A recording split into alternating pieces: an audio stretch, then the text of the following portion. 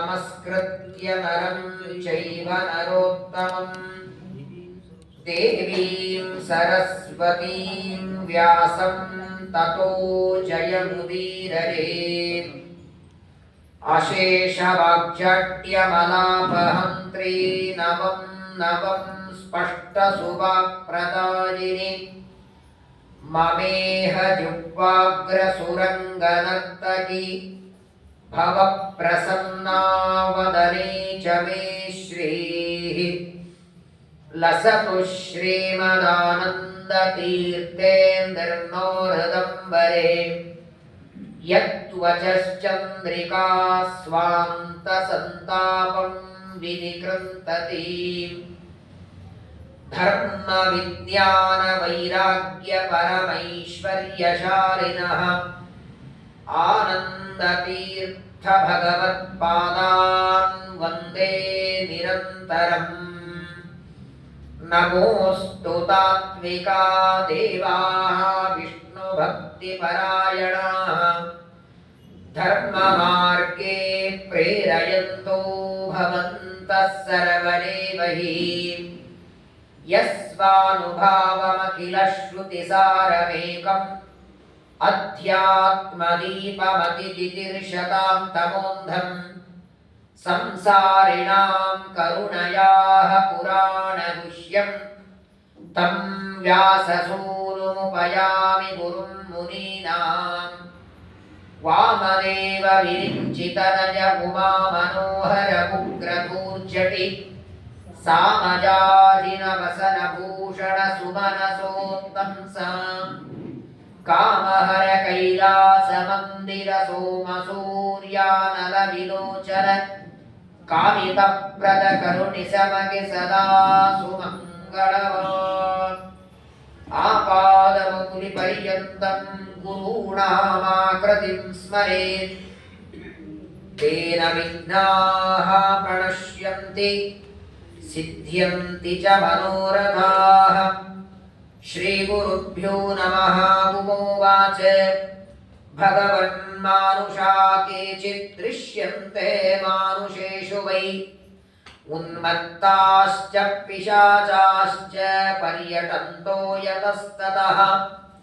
केन कर्म विपाकेन तन्मे शंसितुमर्हसि।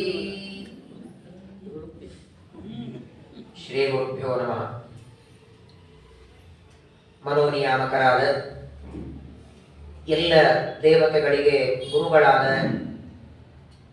ಮಹಾ ತಪಸ್ವಿಗಳಾದಂತಹ ರುದ್ರದೇವರು ತಮ್ಮ ಮಡದಿಗೆ ಉಮಾದೇವಿಗೆ ಉಪದೇಶ ಮಾಡಿದ ಪರಮ ದಿವ್ಯವಾದ ಮಹಾಭಾರತದ ಅನುಶಾಸನ ಪರ್ವದಲ್ಲಿ ಬರುವ ಉಮಾಮಹೇಶ್ವರದ ಸಂವಾದದ ಚಿಂತನವನ್ನು ಮಾಡ್ತಾ ಇದ್ದೇವೆ. ಸಂವಾದ ಅಂದ್ರೆ ಇಬ್ಬರು ಮಧ್ಯದಲ್ಲಿ ನಡೆದ ಮಾತು. ಮಾತು ಒಬ್ಬ ವ್ಯಕ್ತಿಯಿಂದ ನಡೆಯಲ್ಲ, ಇಬ್ಬರು ಮಧ್ಯದಲ್ಲಿ ಇರಬೇಕು. ಆದರೆ ಪ್ರಾಯ ಜಗತ್ತಿನೊಳಗೆ ಇಬ್ಬರ ಮಧ್ಯದಲ್ಲಿ ನಡೆಯುವ ಮಾತು ಅವರಿಬ್ಬರಿಗೆ ಸಂಬಂಧಪಟ್ಟಿರ್ತದೆ. ಯಾರು ಆಡ್ತಿರ್ತಾರೆ, ಅದು ಗಂಡ ಹೆಂಡತಿನೇ ಇರಲಿ, ಅಣ್ಣ ತಮ್ಮನೇ ಇರಲಿ, ಯಾರೇ ಇರಲಿ, ಅವರಾಡುವ ಮಾತುಗಳು ಅಥವಾ ಅದು ಆ ಪ್ರಶ್ನೆ ಉತ್ತರಗಳು ಅವರಿಗೆ ಮಾತ್ರ ಸಂಬಂಧಪಟ್ಟದ್ದು. ಆದರೆ ಈ ಸಂವಾದ ಆ ಇಬ್ಬರು ಗಂಡ ಹೆಂಡತಿಗಲ್ಲ, ಜಗತ್ತಿನಲ್ಲಿರುವ ಎಲ್ಲ ದಂಪತಿಗಳಿಗೆ ಉಪಯುಕ್ತವಾದ ಅನೇಕ ವಿಚಾರಗಳನ್ನ ತಮ್ಮ ಹೆಂಡತಿಯ ನಿಮಿತ್ತ ಮಾಡಿಕೊಂಡು, ಆಗೆಲ್ಲ ನಾವಿರಲಿಲ್ಲ ಅಂತ ಹೆಂಡತಿಯನ್ನು ಕೂಡಿಸ್ಕೊಂಡು ಹೇಳಿ. ಆದರೆ ರುದ್ರದೇವರ ಮನಸ್ಸಿನಲ್ಲಿ ಕೇವಲ ಹೆಂಡತಿಯಲ್ಲ, ಮುಂದೆ ಬರುವಂತಹ ನಾವೆಲ್ಲ ಜನರನ್ನ ಮುಂದೆ ಇಟ್ಟುಕೊಂಡೇ ಒಂದೊಂದು ಮಹತ್ವದ ನಿರ್ಣಯಗಳನ್ನು ಕೊಡ್ತಾರೆ. ಉಮಾದೇವಿ ಪ್ರಶ್ನೆ ಕೇಳ್ತಾಳೆ, ರುದ್ರದೇವರು ಉತ್ತರವನ್ನು ಕೊಡ್ತಾರೆ. ಇವತ್ತು ಈ ಘೋರವಾದ ಕಲಿಯುಗದೊಳಗೆ ಮೊದಲನೇದ್ದು ದೇವರಲ್ಲಿ ವಿಶ್ವಾಸ ಕಡಿಮೆ ಆಗಿದೆ, ದೊಡ್ಡ ಹಾನಿಯದು. ಶ್ರೀಮದಾಚಾರ್ಯರಂತಾರೆ, ಏನು ಸಂಪಾದನೆ ಮಾಡಲಿಲ್ಲ ಅಂದ್ರೆ ಚಿಂತೆ ಇಲ್ಲ, ಇಡೀ ಆಯುಷ್ಯ ಬಡತನದಲ್ಲಿ ಕಳೆದರೂ ಚಿಂತೆ ಇಲ್ಲ, ಬಾಡಿಗೆ ಮನೆಯಲ್ಲಿದ್ರೂ ಪರವಾಗಿಲ್ಲ, ಆದರೆ ನೀನು ಸಾಯೋದ್ರೊಳಗೆ ಒಂದು ಗಳಿಸ್ಕೊಂಡು ಹೋಗು. ಪರಮಾತ್ಮನಲ್ಲಿ ವಿಶ್ವಾಸ, ಆ ಒಂದು ಸಂಪತ್ತು ಗಳಿಸ್ಕೋ ಅಂತಾರೆ. ಯಾರ್ಯಾರನ್ನೋ ನಂಬುತ್ತಾನೆ, ಫ್ಲೈಟ್ ಅಲ್ಲಿ ಕೂಡೋವರೆಗೂ ಈ ಪೈಲಟ್ ನಮ್ಮನ್ನು ಕರ್ಕೊಂಡು ಹೋಗ್ತಾನೆ ಅಂತ ನಂಬಿಕೆ ಇರುತ್ತೆ. ಯಾರಿಗೊತ್ತು ಮಧ್ಯದಲ್ಲಿ ಏನಾಗುತ್ತೆ ಅಂತ. ಔಷಧ ಕೊಡುವ ವೈದ್ಯ ನನ್ನ ರೋಗ ಪರಿಹಾರ ಮಾಡ್ತಾನೆ ಅಂತ ಅವನ ಮೇಲೆ ನಂಬಿಕೆ ಇದೆ, ಗೊತ್ತಿಲ್ಲ ರಿಯಾಕ್ಷನ್ ಆಗುತ್ತೋ ಅಥವಾ ರೋಗ ಕಡಿಮೆ ಆಗದೇ ಇರತ್ತೆ. ಪ್ರಪಂಚದೊಳಗೆ ಎಲ್ಲರನ್ನ ನಂಬುತ್ತೇವೆ ದೇವರನ್ನ ಬಿಟ್ಟು. ಜಪ ಮಾಡು, ಧರ್ಮ ಮಾಡು, ಪೂಜೆ ಮಾಡು, ಏನಾಗತ್ತೆ ಮಾಡಿದ್ರೆ? ಮನೆಯೆಲ್ಲ ಹೋಗಿ ಬಂದಿವೆಲ್ಲ, ಆಚಾರ ಹೇಳಿದ್ರೆ ಸತ್ಯನಾರಾಯಣ ಪೂಜೆ ಮಾಡು ಅಂತ ಮಾಡಿದ್ವಿ, ಏನಾಗ್ಲೇ ಇಲ್ಲ. ಒಬ್ಬ ಅಂಗಡಿಯವರ ಮೇಲೆ ವಿಶ್ವಾಸ ಇದೆ, ಒಬ್ಬ ಪೈಲಟ್ ಮೇಲೆ ವಿಶ್ವಾಸ ಇದೆ. ಅಂಗಡಿಯವರಂತಾನೆ ಇವತ್ತು ಕೊಟ್ಟು ಹೋಗಿ ನಾಳೆ ನಾನು ತರಿಸಿರ್ತೇನೆ ತಗೊಂಡು ಹೋಗಿ ಅಂದ್ರೆ ಆಯ್ತಂತೇಳಿ 800-1000 ರೂಪಾಯಿ ಕೊಡ್ತೀರಿ ನಾಳೆ ಪದಾರ್ಥ. ಅಷ್ಟು ವಿಶ್ವಾಸ ಯಾಕೆ ಬರ್ತಿಲ್ಲ ದೇವರಲ್ಲಿ? ಶ್ರೀಮದಾಚಾರ್ಯ ಒಂದೇ ಮಾತಂತಾರೆ, ರಕ್ಷತಿತ್ತೇವ ವಿಶ್ವಾಸ ತದೀಯೋಹಂ ಸಮೀಪತಿ ಶರಣಾಗತಿ ರೇಷಾಸ್ಯ ವಿಷ್ಣು ಮೋಕ್ಷ ಫಲಪ್ರದ. ಯಾವುದೇ ಪ್ರಸಂಗ ಇರಲಿ ದೇವರು ನಮ್ಮ ಕೈ ಬಿಡೋದಿಲ್ಲ. ಈ ಗಟ್ಟಿ ವಿಶ್ವಾಸ ಒಂದು ಜೀವನದಲ್ಲಿ ಗಳಿಸಿದ್ದಾದರೆ ಅವನಷ್ಟು ದೊಡ್ಡ ಶ್ರೀಮಂತ ಇನ್ನೊಬ್ಬನಿಲ್ಲ. ನೋಡಿ ನಮ್ದೆಲ್ಲ ಹೇಗಿದೆ ಅಂದ್ರೆ, ಇವಾಗ ನೀವೆಲ್ಲ ಇದೆಲ್ಲ ಕೇಳ್ತಿದ್ದೀರಿ, ಹಿಂದಿನ ಜನ್ಮದಲ್ಲಿ ಏನೋ ಮಾಡಿದ ಕರ್ಮಕ್ಕೆ ಈ ಜನ್ಮದಲ್ಲಿ ಈ ತರ ದುಃಖ ಆಗತ್ತೆ ಅಂತ. ನೀವಂತೀರಿ ಇದನ್ನ ಅವಾಗ ಮಾಡುವಾಗಲೇ ಗೊತ್ತಾಗ್ಬಿಟ್ಟಿದ್ರೆ ಬಿಡ್ತಿದ್ವಿ ಆಚಾರ್ಯ ಅಂತೇಳಿ. ಯಾವಾಗ್ಲೂ ಅಷ್ಟೇ ತಾನೆ. ನಿಮ್ಮ ಮನೆ ಮುಂದೆ ಏನೋ ಪಲ್ಯ ಮಾರೋದಕ್ಕೆ ಬರತ್ತೆ, ಹೋಗ್ಲಿ ಬಿಡು ಮನೆ ಮುಂದೆ ಚೆನ್ನಾಗಿರಲ್ಲ ಆಮೇಲೆ ತಗೊಂಡ್ರಾಯ್ತು ಅಂತೀರಿ. ಅವ್ನ ಮನೆ ಮುಂದೆ 20 ರೂಪಾಯಿ ಕೊಡ್ತಿರ್ತಾರೆ ಮೆಂತೆ ಪಲ್ಯ ಸೋಡು, ತಗೊಳಲ್ಲ, ಅವ್ನು ಹೋಗ್ಬಿಡ್ತಾನೆ. ಅವ್ನು ಹೋದ್ಮೇಲೆ ಅಂಗಡಿಗೆ ಹೋಗ್ತೀರಿ 35 ರೂಪಾಯಿ ಅಂತಾನೆ. ಆಗೇನಾಗುತ್ತೆ? ಯಾರಿಗೆ ಬೈತೀರಾಗ? ಹಾಗಾಗಿದೆ ನಮ್ಮ ಪರಿಸ್ಥಿತಿ. ಮಾಡುವಾಗ ಕರ್ಮಗಳೆಲ್ಲ ನಾವು ಮಾಡಿ ಆಗಿದೆ, ಆ ಕರ್ಮಗಳ ಮೂಲಕ ಇವತ್ತು ದುಃಖ ಕೊಡ್ತಿದ್ದಾನೆ ದೇವರು. ಆದರೆ ಮಾಡುವಾಗ ಇದನ್ನ ನಾನು ಮಾಡಿದೆ ಅಥವಾ ಹೀಗೆ ಮಾಡಬಾರದಿತ್ತು ಅಂತ ಈಗ ಅಂದ್ಕೊಂಡ್ರೆ ಲಾಭ ಇಲ್ಲ. ಒಂದು ದೃಷ್ಟಾಂತ ಕೊಡ್ತಾರೆ ರುದ್ರದೇವರು ಉಮಾದೇವಿಗೆ. ಒಬ್ಬ ಮನೆಯನ್ನ ಕಟ್ಟುವ ವ್ಯಕ್ತಿ ಕಾಂಟ್ರಾಕ್ಟ್ ತಗೊಂಡು ಕಟ್ತಾನೆ. ತಾನು 10 ಜನರಿಗೆ ಕೆಲಸ ಕೊಡ್ತಾನೆ. ಅದರಲ್ಲಿ ವಯಸ್ಸಾದ ಒಬ್ಬ ವ್ಯಕ್ತಿ ಇದ್ದ. ಅವನು ಬಂದು ಹೇಳ್ತಾನೆ, ನೋಡಿ ಈ ಕೆಲಸ ನಿಮ್ದು, ಕೊನೆ ನಂದು ಅಂತ. ಕೊನೆದು ಅಂದ್ರೆ ಇನ್ನ ಮೇಲೆ ನಾನು ಮನೆ ಕಟ್ಟೋದಕ್ಕೆ ಬರೋದಿಲ್ಲ, ನನಗೆ ಬುಟ್ಟಿ ಎತ್ತೋದಕ್ಕಾಗಲ್ಲ, ವಯಸ್ಸಾಗಿದೆ, ಇವತ್ತೇ ನನ್ನ ಕೆಲಸ ಇದು ಕೊನೆಯದು ಅಂತ ಕೆಲಸ ಮಾಡುವ ಒಬ್ಬ ವ್ಯಕ್ತಿ ಕಾಂಟ್ರಾಕ್ಟ್ ತಗೊಂಡಂತಹ ಆ ತನ್ನ ಯಜಮಾನನಿಗೆ ಹೇಳದ. ಆಗ ಯಜಮಾನ ಅಂತಾರೆ, ನೋಡು ನೀನ್ ತಪ್ಪು ತಿಳ್ಕೊಬೇಡ, ನಿನ್ನ ವಯಸ್ಸು ಬಹಳ ಆಗಿದೆ, ಇದಾದ ಮೇಲೆ ಇನ್ನೊಂದೇ ಮನೆ ಇದೆ, ಲಾಸ್ಟ್ ಒಂದು ಮನೆ, ಅದೊಂದು ಕಟ್ಟಿ ಬಿಟ್ಟು ಮನೆಗೆ ಹೋಗ್ಬಿಡು ಸಾಕು ಅಂತ. ಇಲ್ಲ ರೀ ನನಗೆ ಆಗೋದೇ ಇಲ್ಲ ಅಂದ. ಇಷ್ಟು ವರ್ಷ ನಿನ್ ಕೈಯಲ್ಲಿ ಕೆಲಸ ಮಾಡಿದ್ದೇನೆ, ಎಂದಾದ್ರೆ ಇಲ್ಲ ಅಂದಿದ್ದೀನ? ನೋಡಪ್ಪ ನಾನು ನಿನಗೆ ಬಹಳ ಒತ್ತಾಯ ಮಾಡೋದಿಲ್ಲ, ಇದೊಂದೇ ಮನೆ, ಈ ಒಂದು ಮನೆಗೆ ನೀನು ಈಗ ಎಷ್ಟಾಗುತ್ತೋ ನೀನು ಕಷ್ಟಪಟ್ಟು ಕಟ್ಟು, ಇದಾಗ್ತಾರೆ ಹೊರಡು ಅಂದಾಗ ಸರಿ ಅಂತ ಒಪ್ಕೊಂಡ. ಆದ್ರೆ ಅವನಿಗೆ ಉತ್ಸಾಹ ಇರಲಿಲ್ಲ, ಮನೆ ಕಟ್ಟೋದಕ್ಕೆ ಉತ್ಸಾಹ ಇರಲಿಲ್ಲ. ಇವನು ಹೇಳಿದ್ದಾನ ಅನ್ನೋದಕ್ಕೆ ಏನೋ ಕೆಲಸ ಮಾಡಬೇಕು, ಯಾವುದೋ ಇಟ್ಟಂಗಿ ಇಡ್ತಿದ್ದ, ಹೇಗೋ ಇಡ್ತಿದ್ದ, ಮುರಿದದ್ದು ಹರಿದದ್ದು ಇಡ್ತಿದ್ದ, ಒಟ್ಟಿಗೆ ಅದನ್ನು ಮುಗಿಸ್ಬೇಕಾಗಿದೆ ಅಂತ ತಲೆಯಲ್ಲಿ.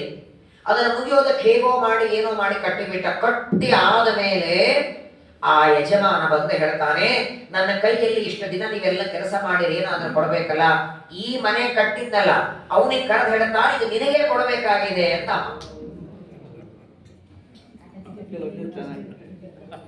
ಅಳತಾನೆ ಮೊದಲೇ ಹೇಳಬಾರ್ದು ಮಾರಿಯ, ಚೆನ್ನಾಗಿ ಕಟ್ಕೋತಿದ್ದಲ್ಲ ನಾನು. ಎಲ್ಲೋ ಕೆಲಸಕ್ಕೆ ಬರದೇ ಇರುವ ಇಟ್ಟಿಗೆಯನ್ನ ಇಟ್ಟು ಏನೋ ಮಾಡಿ ಎಲ್ಲೋ ಒಂದು ಮಾಡ. ಆಕ್ಚುಲಿ ದೇವ್ರ ಮನೆ ಚೆನ್ನಾಗಬೇಕು, ಎಲ್ಲ ಪ್ಲಾನ್ ಆಗಿ ಕಟ್ಕೋಬೇಕಲ್ಲ. ಎಲ್ಲೋ ದೇವ್ರ ಮನೆ ಏನೋ ಅಡಿಗೆ ಮನೆ ಹೇಗೋ ಮಾಡಿಬಿಟ್ಟೆ, ನನಗೆ ಗೊತ್ತಿಲ್ಲ ಯಾರಿಗೂ ಕೊಡ್ತಿ ಅಂತ. ಇದನ್ನ ಕಟ್ಟಿದ್ಮೇಲೆ ನಿನಗೆ ಇದನ್ನು ಕೊಡೋನಿದ್ದೇನೆ ಅಂದಿದ್ರೆ ಇನ್ನು ಇಟ್ಟಿಗೆ ಚೆನ್ನಾಗಿ ಆಗ್ತಿದೆ, ಡಬಲ್ ಕಾಂಕ್ರೀಟ್ ಹಾಕ್ತಿದೆ, ಒಳ್ಳೆ ರಾಡ್ ಹಾಕ್ತಿದೆ. ಮೊದಲೇ ಹೇಳಿಲ್ಲ ಅವನು ನಿನಗೆ ಕೊಡ್ತೀನಂತ, ಗೊತ್ತು ಇಲ್ಲ ಅವನಿಗೆ. ಇದೊಂದು ಕೊನೆ ಕೆಲಸ ಮಾಡಿ ಹೋಗು ಸಾಕು, ಅವನೇನೋ ಒಟ್ಟಿಗೆ ಮುಗಿಸಿದ್ರೆ ಸಾಕು ಅಂತ ಹೇಳಿ ಮುಗಿಸ್ಬಿಟ್ಟಿದ್ದ. ಹಾಗಿದೆ ನಮ್ದೆಲ್ಲ ಪರಿಸ್ಥಿತಿ. ನಾವೇ ಮಾಡಿದ್ದು, ನಾವೇ ಕಟ್ಟಿದ್ದು, ಆಮೇಲೆ ದೇವರು ನಮಗೆ ಕೊಡ್ತಾನೆ. ಈ ಮಾನವ ಶರೀರ ಬರೋದಕ್ಕೆ ಬೇಕಾದ ಕಾರಣ ನಾವೇ ಮಾಡಿಕೊಂಡದ್ದು. ಇವತ್ತು ಹಂದಿ ಆಗಿರಲಿ, ನಾಯಿ ಇರಲಿ, ಎಮ್ಮೆ ಇರಲಿ, ಸೊಳ್ಳೆ ಇರಲಿ, ಆ ಜನ್ಮ ಬರೋದಕ್ಕೆ, ಆ ಶರೀರ ಬರೋದಕ್ಕೆ ಹೊಣೆಗಾರರು ಬೇರೆ ಯಾರಲ್ಲ, ಅವರವರ ಕರ್ಮಗಳೇ. ಆದರೆ ಆ ಕರ್ಮಗಳಿಗೆ ತಕ್ಕಂತೆ ಕೊಡುವ ಕೆಲಸ ದೇವರು ಮಾಡ್ತಾರೆ. ಆ ಕರ್ಮಗಳೇನು ಅನ್ನೋದು, ಹಿಂದಿನ ಜನ್ಮದಲ್ಲಿ ಯಾವ ಕರ್ಮ ಇವನು ಮಾಡಿದ್ದಾನೆ ಅದನ್ನ ತಮ್ಮ ಹೆಂಡತಿಗೆ ಬಹಳ ಸುಂದರವಾಗಿ ನಿರೂಪಣೆ ಮಾಡ್ತಾರೆ. ಪಾರ್ವತಿ ದೇವಿ, ಉಮಾದೇವಿ ಇವತ್ತಿ ನಮ್ಮೆಲ್ಲರಿಗೆ ಸಂಬಂಧಪಡುವ ಪ್ರಶ್ನೆಗಳೇ ಕೇಳ್ತಾರೆ. ಪ್ರಾಯ ಇವತ್ತು ನಮ್ಮ ಜೀವನದಲ್ಲಿ ನಾವೇನು ಕಷ್ಟಗಳನ್ನು ಅನುಭವಿಸ್ತೇವೆ ಇದಕ್ಕೊಂದು ಕರ್ಮ ಇರತ್ತಂತೂ ಗೊತ್ತಿಲ್ಲ ನಮಗೆ. ಜನ್ಮಾಂತರದಲ್ಲಿ ಏನೋ ಕರ್ಮ ಮಾಡಿದ್ದಕ್ಕೆ ಹೀಗಾಗ್ತಿದೆ ಅಂತೂ ಗೊತ್ತಿರಲ್ಲ, ಹಾಗಾಗಿರತ್ತೆ. ಒಂದು ಪ್ರಶ್ನೆ ಕೇಳ್ತಾಳೆ, ಕೆಲವರಿಗೆ ಗಂಟಲ ನೋವಿರತ್ತೆ, ಏನಾದ್ರೂ ಕುಡಿಬೇಕಾದರೆ ತಿನ್ನಬೇಕಾದರೆ ಗಂಟಲಲ್ಲಿ ಇಲ್ಲಿ ಇಡಿಬೇಕಾದ್ರೆ ನೋವಾಗತ್ತೆ. ಬೇಕಾದಷ್ಟು ಔಷಧ ತಗೊಳ್ತಾರೆ, ಬೇಕಾದಷ್ಟು ವೈದ್ಯರ ಹತ್ರ ಹೋಗಿ ಬರ್ತಾರೆ, ಕೊನೆಗೆ ಏನು ಔಷಧ ತಗೊಂಡ್ರು ಅದು ಮಾತ್ರ ಹೋಗಲ್ಲ. ಬೇರೆ ಸಮಯದಲ್ಲಿ ಆನಂದ ಆರೋಗ್ಯವಾಗಿರ್ತಾರೆ, ಊಟ ಮಾಡುವಾಗ ಗಂಟಲಲ್ಲಿ ಏನಾದರೂ ನುಂಗುವಾಗ ಮಾತ್ರ ಪ್ರಚಂಡವಾದ ವೇದನೆಯಾಗತ್ತೆ. ಯಾಕೆ ಹೀಗಾಗತ್ತೆ ಅಂತ ಉಮಾದೇವಿ ಕೇಳಿದರೆ ರುದ್ರದೇವರು ಕೊಡೋ ಉತ್ತರ ನೋಡಿ, ಯಾವ ವ್ಯಕ್ತಿ ಜನ್ಮಾಂತರದಲ್ಲಿ ಬ್ರಾಹ್ಮಣರಿಗೆ ಗುರುಗಳಿಗೆ ಕೊಡದೆ ಒಬ್ಬನೇ ಊಟ ಮಾಡಿರ್ತಾನೆ, ಆ ಪಾಪದಿಂದ ಈ ಜನ್ಮದಲ್ಲಿ ಅನ್ನ ಕಣ್ಣೆದುರಿಗಿದ್ರು ಗಂಟ್ಲಲ್ಲಿ ಇಳಿದೇ ಇದ್ದ ಹಾಗೆ ಮಾಡುತ್ತಾನೆ ದೇವರು. ಕೆಲವು ಮಾತುಗಳು ರುದ್ರದೇವರು ಹೇಳೋದನ್ನು ನೋಡಿಬಿಟ್ರೆ ಬೇಡ ಸರ ಪ್ರವಚನ. ನಾನು ಮೊದಲನೇ ದಿವಸ ಹೇಳದೆ ಇದನ್ನ ನಿಮ್ಗೆ ಭಯ ಪಡಿಸೋದಕ್ಕೆ ಹೇಳೋದಲ್ಲ. ಬೇಕಾದಾಗ ಈಗ ಕೆಲವು ಕಡೆ ನೀವು ನೋಡಿರ್ತೀರಿ, ಯಾರೋ ನಮ್ಮ ಮನೆಗೆ ಊಟಕ್ಕೆ ಬರ್ತಾರೆ ಅಂದ್ರೆ ಅಡಿಗೆ ಮಾಡಿರ್ತೀವಿ, ಅಥವಾ ನೀವ್ ಯಾರದೋ ಮನೆಗೆ ಹೋದ್ರೆ ನಿಮ್ಮನ್ನ ಯಾರೋ ಊಟಕ್ಕೆ ಕರೀತಾರೆ, ಊಟಕ್ಕೆ ಹೋಗ್ತೀರಿ, ನೀವು ಹೋಗೋದಕ್ಕೆ ಅಡಿಗೆ ಎಲ್ಲ ಆಗಿರುತ್ತೆ, ಎಲೆ ಹಾಕ್ತಾರೆ, ಊಟಕ್ಕೆ ಹಾಕ್ತಾರೆ. ಊಟ ಆದ ಮೇಲೆ ಗೊತ್ತಾಯ್ತು ನೈವೇದ್ಯ ಮಾಡಿರ್ಲಿಲ್ಲ, ಏನ್ ಮಾಡ್ತೀರಿ ಹೇಳಿ? ವಾಂತಿ ಮಾಡ್ತೀರಾ ತಿಂದದ್ದು? ಅಥವಾ ನೈವೇದ್ಯ ಮಾಡದೆ ಹಾಕಿದ್ದೆ ಅಂತ ಬೈತೀರಾ ಅವನನ್ನ? ಏನಯ್ಯ ನೀನ್ ಊಟಕ್ಕೆ ಬಾ ಅಂತ ಕರೆದಕ್ಕೆ ನಾನು ಬಂದೆ, ನೀ ನೈವೇದ್ಯ ಮಾಡದೆ ಹಾಕ್ತೀಯಲ್ಲ ನನಗೆ, ಯಾವಾಗ ಏನ್ ಮಾಡ್ತೀರಿ ಹೇಳಿ? ಯಾವಾಗದು ಒಂದು ದಿನ ಯಾವತ್ತೋ ಮಾಡಿದ್ರೆ ದೋಷ ಅಂತ ಪರಿಹಾರ, 360 ದಿನ ಅದೇ ನಡೀತದೆ. ಎಷ್ಟಕ್ಕೆ ಪರಿಹಾರ ಮಾಡ್ಬೇಕಮ್ಮ? ಯಾವಾಗ ನೋಡಿ, ತಪ್ಪಿಗೆ ಯಾವಾಗ ಪರಿಹಾರ ಇರುತ್ತೆ ಅಲ್ವಾ? 1 ಕೆಜಿ ಅಕ್ಕಿಯೊಳಗೆ 2 ಹಳ್ಳಿದ್ರೆ ಆರಿಸಬಹುದು, 1 ಕೆಜಿ ಒಳಗೆ 2 ಕೆಜಿ ಹಳ್ಳಿದ್ರೆ. ಹಂಗೆ ನಮ್ಮ ಪುಣ್ಯಕ್ಕಿಂತ ಪಾಪ ಕರ್ಮಗಳೇ ಹೆಚ್ಚು. ಯಾವುದನ್ನ ದೇವರು ಪರಿಹಾರ ಮಾಡಬೇಕು? ಅದಕ್ಕಂತಾನೆ ಪರವಾಗಿಲ್ಲ, ಅಲ್ಲ ನಾನು ಹೋದ್ಮೇಲೆ ಅವ್ರಿಗೆ ಕೇಳಿಲ್ಲ, ನೈವೇದ್ಯ ಆಗಿದೆ ಅಂತ ಕೇಳಿಲ್ಲ, ಕೇಳದೆ ಊಟ ಮಾಡಿದ್ದೀನಿ. ಆದ್ರೆ ಕೇಳದೆ ಊಟ ಮಾಡೀನಿ ಅಂದ ಮಾತ್ರಕ್ಕೆ ದೇವರಂತಾನೆ ಕೇಳದೆ ಇರೋದ್ರಿಂದ ತಪ್ಪಂತಾನೆ. ತಪ್ಪೇ ಅಲ್ಲಿ. ಏಕಾದಶಿ ದಿನ ಏನು ತಿನ್ನಬಾರದು ನಮ್ಗೆ ಗೊತ್ತಿರಲಿಲ್ಲ ರೀ, ಗೊತ್ತಿಲ್ಲ ಅನ್ನೋದಕ್ಕೆ ಮಾಡೀನಿ ಅಂದ್ರೆ ಇಲ್ಲಿ ಹಾಸ್ಕೋಬಹುದು, ಇಲ್ಲಿ ನನ್ಗೆ ಗೊತ್ತಿಲ್ಲದೆ ಮಾಡೀನಿ ಅಂತ ಹೋಗ್ಲಿ ಬಿಡು, ಏನು ಗೊತ್ತಿಲ್ಲ ಮಾಡಕ್ ಬಿಡ್ರಿ ಅಂತ ಇಲ್ಲ ಅಂತ. ಅವ್ರು ಸರ್ಕಾರದಲ್ಲಿ ಹಾಗಿಲ್ಲ, ಗೊತ್ತಿಲ್ಲದೆ ಮಾಡಿದ್ದೇನೆ ಅಂದ್ರೆ ದೇವರಂತ ಮೊದಲನೇ ತಪ್ಪು ಗೊತ್ತು ಮಾಡ್ಕೊಳ್ಳದೆ ಇರೋದು. ಯಾಕೆ ಗೊತ್ತು ಮಾಡ್ಕೊಂಡಿಲ್ಲ ಅಂತ? ಪ್ರವಚನಕ್ಕೆ ಹೋಗ್ಲಿಲ್ಲ ಯಾಕೆ? ಗುರುಗಳ ಹತ್ರ ಹೋಗ್ಲಿಲ್ಲ ಯಾಕೆ? ಗೊತ್ತು ಮಾಡ್ಕೊಳ್ಳದೆ ಇರೋದು ಮೊದಲನೇ ತಪ್ಪು. ಗೊತ್ತಿಲ್ಲ ಅಂತ ತಪ್ಪು ಮಾಡಿದ ಎರಡನೇ ತಪ್ಪು.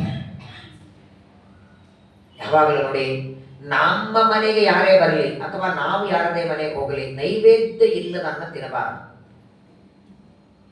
ಹಾಗಾಗಿನೇ ಊಟಕ್ಕೆ ಕರೆದಾಗ ತುಂಬಾ ಆಲೋಚನೆ ಮಾಡಿ, ಬೇಡ ಇಡ್ಲಿ ಒಲೆ ಮೇಲೆ ಮಾಡಿ ಬೇಕಾದಷ್ಟು ಮಾಡೋದು ಬೇಡ, ಕೊನೆಯ ಪಕ್ಷ ಭಗವಂತನಿಗೆ ಸಮರ್ಪಣೆಯಾದ ಮಾಡಿರ್ಬೇಕು. ನಮ್ಮ ಮನೆಗೆ ಯಾರಾದ್ರೂ ಬಂದ್ರೆ, ಅಯ್ಯೋ ಅವ್ರಿಗೆ ಅವ್ರ ಮನೆಗೆ ಮಾಡ್ತಾರೆ, ಅವ್ರ ಮನೆ ಗ್ಯಾಸಲ್ಲಿ ಉಂಡಿರುತ್ತೆ, ಅವ್ರು ಏನಾದ್ರು ಮಾಡ್ಲಿ, ಅವ್ರ ಮನೆಯಲ್ಲಿ ಅವ್ರು ಏನಾದರೂ ಊಟ ಮಾಡ್ಲಿ, ಅವ್ರ ಮನೆಯಲ್ಲಿ ಅವ್ರು ಈರುಳ್ಳಿ ತಿಂತಾರೆ ಅಂತ ಈರುಳ್ಳಿ ಬಜಿ ಮಾಡಿ ಹಾಕ್ತೀರಾ ನೀವು? ನಮ್ಮ ಮನೆಗೆ ಅಂತ ಬಂದಾಗ ದೇವರಲ್ಲಿ ಪರಮಾತ್ಮನ ರೂಪ ಇದೆ ನೋಡಿ. ಯಾರೇ ಒಬ್ಬ ವ್ಯಕ್ತಿ ನಮ್ಮ ಮನೆಗೆ ಬಂದ್ರೆ ಕೇವಲ ಒಬ್ಬ ವ್ಯಕ್ತಿ ಬಂದಿದ್ದಾನೆ, ಒಬ್ಬ ಅತಿಥಿ ಬಂದಿದ್ದಾನೆ ಅಲ್ಲ, ಅವನಲ್ಲಿ 72,000 ರೂಪದಿಂದ ದೇವರು ಬಂದಿದ್ದಾನೆ ಎನ್ನುವ ಅನುಸಂಧಾನ ಇರಬೇಕಂತ. 72,000 ನಾಡಿಗಳಲ್ಲಿ ದೇವರು ಬಂದಿದ್ದಾನೆ, ಆ ಚಿಂತನ ಇದ್ರೆ ಮಾತ್ರ ನೀವು ಏನು ಮಾಡಿದ್ದು ಭಗವಂತನ ಪೂಜೆ ಆಗತ್ತೆ. ಇನ್ನೊಬ್ಬರಿಗೆ ಕೊಡದೆ ತಿಂದ್ರೆ ಅಥವಾ ಊಟ ಬಡಿಸುವಾಗ ಪಂಕ್ತಿಯೊಳಗೆ ಏನಾದರೂ ಭೇದ ಮಾಡಿ ಬಡಿಸಿದರೆ, ಈಗ ಬಡಿಸುವಾಗ ಮೊದಲಿಗೆ ಕೂತವರಿಗೆ 2 ಉಂಡೆ ಹಾಕ್ತಾರೆ, ಆಮೇಲೆ ಕೂತವರಿಗೆ 1 ಹಾಕ್ತಾರೆ, ಆಮೇಲೆ ಕೂತವರಿಗೆ ಅರ್ಧ ಹಾಕ್ತಾರೆ, ಅಥವಾ ಮೊದಲಿಗೆ ಕೂತವರಿಗೆ ತುಪ್ಪದಲ್ಲಿ ಮಾಡಿದ್ದು ಹಾಕ್ತಾರೆ, ಆಮೇಲೆ ಕೂತವರಿಗೆ ಡಾಲ್ಡಾ ತುಪ್ಪದಲ್ಲಿ ಮಾಡಿದ್ದು ಹಾಕ್ತಾರೆ. ಬಡಿಸುವಾಗ ಏನಾದರೂ ವ್ಯತ್ಯಾಸ ಮಾಡಿ ಬಡಿಸಿದ್ರು ಕೂಡ ಜನ್ಮಾಂತರದಲ್ಲಿ ಗಂಟಲ ನೋವು ಮಾತ್ರವಲ್ಲ ಉದರ ರೋಗನೂ ಬರುತ್ತೆ. ಇದು ಪ್ರಶ್ನೆ ಕೇಳ್ತಾರೆ ಪಾರ್ವತಿ. ಕೆಲವರಿಗೆ ಯಾವಾಗಲೂ ಹೊಟ್ಟೆ ಕಡಿತದೆ, ಏನೋ ಚಪಾತಿ ಏನೋ ತಿಂದಾಗ ಹೊಟ್ಟೆ ಕಡಿಯೋದು ಬೇರೆ, ತಿಂಗಳಿಗೆ 2 ತಿಂಗಳಿಗೆ 1 ದಿನ ಹೊಟ್ಟೆ ನೋವಾದರೆ ಏನೋ ಅಜೀರ್ಣ ಆಗಿಲ್ಲ ಅನ್ನಬಹುದು, 360 ದಿನವೂ ಕೆಲವರಿಗೆ ಹೊಟ್ಟೆ ಕಡಿತಾ ಇರ್ತದೆ. ಯಾಕೆ? ಅದಕ್ಕೆ ರುದ್ರದೇವರು ಉತ್ತರ ಕೊಟ್ಟದ್ದು ಮೊದಲನೇದ್ದು ನಿಷಿದ್ಧ ಆಹಾರ ತಿನ್ನೋದು. ಕೆಲವು ಮಾತುಗಳನ್ನು ಬಹಳ ಜೋರಾಗಿ ಹೇಳೋ ಹಾಗಿಲ್ಲ, ಆದರೆ ಅನಿವಾರ್ಯ. ಉಮಾಮಹೇಶ್ವರ ಸಮ್ಮಾನ ಇರೋದೇ ಹೀಗೆ. ಕೈಯಲ್ಲಿ ಕೋಲ್ ತಗೊಂಡು ಹುಡುಗರು ಹೊಡಿಬೇಕಾದ್ರೆ ಕೋಲ್ ತಗೊಂಡಿದ್ದೆ ಹೊಡಿಲಿಕ್ಕೆ, ಹೊಡಿಬೇಡ ಅಂದ್ರೆ ಅದು ಕೋಲಿನ ದಂಡ ಪಕ್ಕದಲ್ಲಿ ಇಟ್ಕೊಳ್ಳಿ ತಗೊಂಡದ್ದ. ಹಂಗೆ ರುದ್ರದೇವರ ಮಾತು ಒಂದು ಚಾವಟಿಗೆ ಎತ್ತಿದ್ದ ಹಾಗೆ ಇದೆ. ಈಗ ನೋಡಿ, ನಿಮ್ಮ ಮನೆಯಲ್ಲಿ ಒಂದು ಹೋಮ ಮಾಡ್ತೀರಿ, ಹೋಮಾನ ಹೋಮನೋ ಧನ್ವಂತರಿ ಹೋಮನೋ. ಆ ಹೋಮದಲ್ಲಿ ಆಹುತಿ ಅಂತ ಏನ್ ಹಾಕ್ಬೇಕು? ಅನ್ನ ಹಾಕ್ತೀರಿ, ತುಪ್ಪ ಹಾಕ್ತೀರಿ ಅಲ್ವಾ? ಯಾವುದು ನಿಷಿದ್ಧವಾದದ್ದು ಅದನ್ನ ಹೋಮದಲ್ಲಿ ಹಾಕ್ತೀರಾ? ಹಾಗಾದ್ರೆ ಊಟ ಅಂದ್ರೆ ಇದೊಂದು ಯಜ್ಞ ತಾನೆ. ಹಾಗಾದ್ರೆ ಹೊಟ್ಟೆಯಲ್ಲಿರುವ ಅಗ್ನಿಯಲ್ಲಿ ಆಹುತಿ. ಹಾಗಾದ್ರೆ ನಿಷಿದ್ಧ ಆಹಾರ ಇಲ್ಲದ್ರೆ ಯಾಕೆ ಹಾಕ್ತೀರಿ? ಈ ಕುಂಡದಲ್ಲಿ ಹೋಮ ಮಾಡುವಾಗ ನಿಷಿದ್ಧವಾದದ್ದು ಹಾಕಬಾರದು. ಹಾಗೆ ಅಗ್ನಿ ಒಳಗೊಂದು ಜಠರಾಗ್ನಿ ಇದೆ, ಅಲ್ಲಿ ಪರಮಾತ್ಮನ ಪ್ರೀತಿಗಾಗಿ ಇದೊಂದು ಹೋಮ. ರಾಯರ ಮಠಕ್ಕೆ ಊಟಕ್ಕೆ ಬರ್ತೀರಾ ಅಂದ್ರೆ, ಮಠಕ್ಕ ನೋಡೋಣ ಅಂತ. ನಮ್ಮ ಮಗನ ಬರ್ಡೇ ಇದೆ, ಬರ್ಡೇ ಮತ್ತೆ ಅಲ್ಲಿ ಮಾಡೋದೇನು, ಮಠದಲ್ಲಿ ಚೀಟಿ ಹರಿಸಿದ್ದೀವಿ, ನೀವು ಬನ್ನಿ. ಮಠದಲ್ಲಿ ಮಾಡ್ತೀರಾ? ಅಯ್ಯೋ ಬಿಡಿ ಪಾಪ ಬಡವರಿದ್ದಾರೆ ಹಿಂಗ ಅನ್ಕೊಂಡ್ಬಿಡ್ತಾರೆ. ಅದೇ ಕೆಲಸಕ್ಕೆ ಬರಲಾರ್ದು ಯಾವುದೋ ಒಂದು ದರಿದ್ರ ಹೋಟೆಲ್ ಯಾವಾಗ ಸ್ನಾನ ಮಾಡಿರ್ತಾನೆ, ಹೋಗಿ ಸೋಮವಾರ ಸ್ನಾನ ಮಾಡಿರ್ತಾನು, ಅದೇ ಬಟ್ಟೆ ಮೇಲೆ ಇರ್ತಾನೆ, ಅದೇ ಎಣ್ಣೆಯಲ್ಲಿ 3-4 ಸಲ ಕರೀತಾನೆ. ಯಾವುದನ್ನ ತಿಂದ್ರೆ 3 ಸಲ ಆಸ್ಪತ್ರೆಗೆ ಹೋಗ್ಬೇಕು, ಅಲ್ಲಂತ 5 ಸ್ಟಾರ್ ಹೋಟೆಲ್ ಮಗನ ಬರ್ಡೇ ಇದೆ, ಹೌದಾ ರೆಡಿಯಾಗಿ ಬರ್ತೀವಿ ಅಂತ. ದೇವರಿಗೆ ಗುರುಗಳಿಗೆ ನೈವೇದ್ಯ ಮಾಡಿ ಅನ್ನ ಹಾಕ್ತೇವೆ ಅಂದ್ರಾಗ ಕೆಡೆಗಣಿಸ್ತಾರ ಅದನ್ನ. ನೀವೆಲ್ಲೇ ನೋಡಿ, ಮೊನ್ನೆ ನಮ್ಮ ಮಗಳು ಮದುವೆ ಮಾಡಿದ್ವಿ, ಎಲ್ಲಿ ಮಾಡಿದ್ರೆ? ರಾಜೇಶ್ವರ ರಾಯರ ಮಠದಲ್ಲಿ ಮಾಡಿದ್ರಾ? ಹೋಗ್ಬಿಡಿ. ಇವತ್ತಿನ ಕಲಿಯುಗ ಎಷ್ಟು ಘೋರ ಆಗಿದೆ ಅಂದ್ರೆ, ಕಲ್ಯಾಣ ಮಂಟಪದಲ್ಲಿ ಮಾಡಿದರೇನೆ, ಅದು AC ಕಲ್ಯಾಣ ಮಂಟಪ ಇದ್ರೇನೆ 5-10 ಲಕ್ಷ ಖರ್ಚು ಮಾಡಿ, ಕಲ್ಯಾಣ ಮಂಟಪಕ್ಕೆ 10 ಲಕ್ಷ ಖರ್ಚು ಮಾಡಿದ್ರೆ ಮದುವೆ ಅಂತಾರ. ಮಕ್ಕಳ ಮದುವೆಗೆ ನೀವು ಎಷ್ಟು ದುಡ್ಡು ಖರ್ಚು ಮಾಡ್ತೀರಿ ಮಹತ್ವದಲ್ಲ. ಆ ಮಕ್ಕಳು ಗಂಡ ಹೆಂಡತಿ ಸುಖವಾಗಿರೋದಕ್ಕೆ ನಿಜವಾಗಿ ಬೇಕಾದದ್ದೇ ಹೇಳಿ. ಅಲ್ಲ ಅಲ್ಲ, ಅದಕ್ಕೆ ಪ್ರಧಾನವಾಗಿ ಬೇಕಾದದ್ದು ಆ ಮದುವೆಯಲ್ಲಿ ಇವರಿಬ್ಬರು ಚೆನ್ನಾಗಿರ್ಲಿ ಅಂತ ಬ್ರಾಹ್ಮಣರು ಮಂತ್ರ ಹೇಳಿ ಅಕ್ಷತೆ ಹಾಕ್ತಾರೆ ನೋಡಿ, ಅದೊಂದೇ ಕೊನೆಯವರೆಗೆ ಬರೋದು. ನಿಮ್ಮ 8 ಲಕ್ಷದ ಕಲ್ಯಾಣ ಮಂಟಪ, 20 ಲಕ್ಷದ ಅಡಿಗೆ ಊಟ, 50,000ದ ಪಟಾಕಿ, 30,000ದ ಹಾರ, ಎಷ್ಟು 3 ದಿನ ಇರಲ್ಲ. 4 ದಿನ ಆದ್ರೆ ಬಂದು ಹೋಗ್ತಾರೆ ಯಾವ ಕಲ್ಯಾಣ ಮಂಟಪ. ಕೊನೆಯವರೆಗೂ ಅವು ಸುಖವಾಗಿರೋದು. ಅವಿತವಾಭವ ವರ್ಷಾಣಿ ಶತಂಸ ಕೃತ ಸೂರಯ. ಯಾರು ತಪ್ಪು ತಿಳ್ಕೊಬೇಡಿ, ಯಾರನ್ನ ನಾನು ಹೊಡ್ತಿಲ್ಲ. ಇವತ್ತು 99% ಮದುವೆಯಾದ ಮೇಲೆ ಡೈವರ್ಸ್ಗಳಾಗೋದಕ್ಕೆ ದೊಡ್ಡ ಕಾರಣವೇ ಬ್ರಾಹ್ಮಣರ ಮಂತ್ರಕ್ಕೆ ಬೆಲೆ ಇಲ್ಲದೆ ಇರೋದು. ಎಲ್ಲೇ ನೋಡಿಬೇಕಾದ ಫೋಟೋ ತೆಗೆಸ್ಕೊಳ್ಳೋದಕ್ಕೆ ಅರ್ಧ ಗಂಟೆ ಬೇಕು ಅಂತಾರೆ, ಫೋಟೋನೋ ವಿಡಿಯೋನೋ ಮಾಡೋದಕ್ಕೆ ಬೇಕಂತಾರೆ. ಇವ್ರ ಆಚಾರ 1-2 ಮಂತ್ರ ಇದೆ, ಎಷ್ಟು ಹೇಳಬೇಕು, ಮುಗಿತಾಚಾರೆ. ಇಷ್ಟು ಭಯಾನಕ ಅಂದ್ರೆ, ಅರ್ಧ ಗಂಟೆಯಲ್ಲಿ ಮದುವೆ ಮಾಡಿಸ್ಕೊಟ್ರೆ 20,000 ರೂಪಾಯಿ ಅಂತ ದಕ್ಷಿಣೆ ಆಚಾರಿಗೆ. ಅರ್ಧ ಗಂಟೆಯಲ್ಲಿ ಮದುವೆ ಮಾಡಿಸ್ಕೊಟ್ರೆ 15 ನಿಮಿಷ ಮಾಡಿಕೊಟ್ರೆ 25,000. ಟೈಮೇ ಕಡಿಮೆ ಆದಷ್ಟು ದಕ್ಷಿಣೆ ಹೆಚ್ಚು.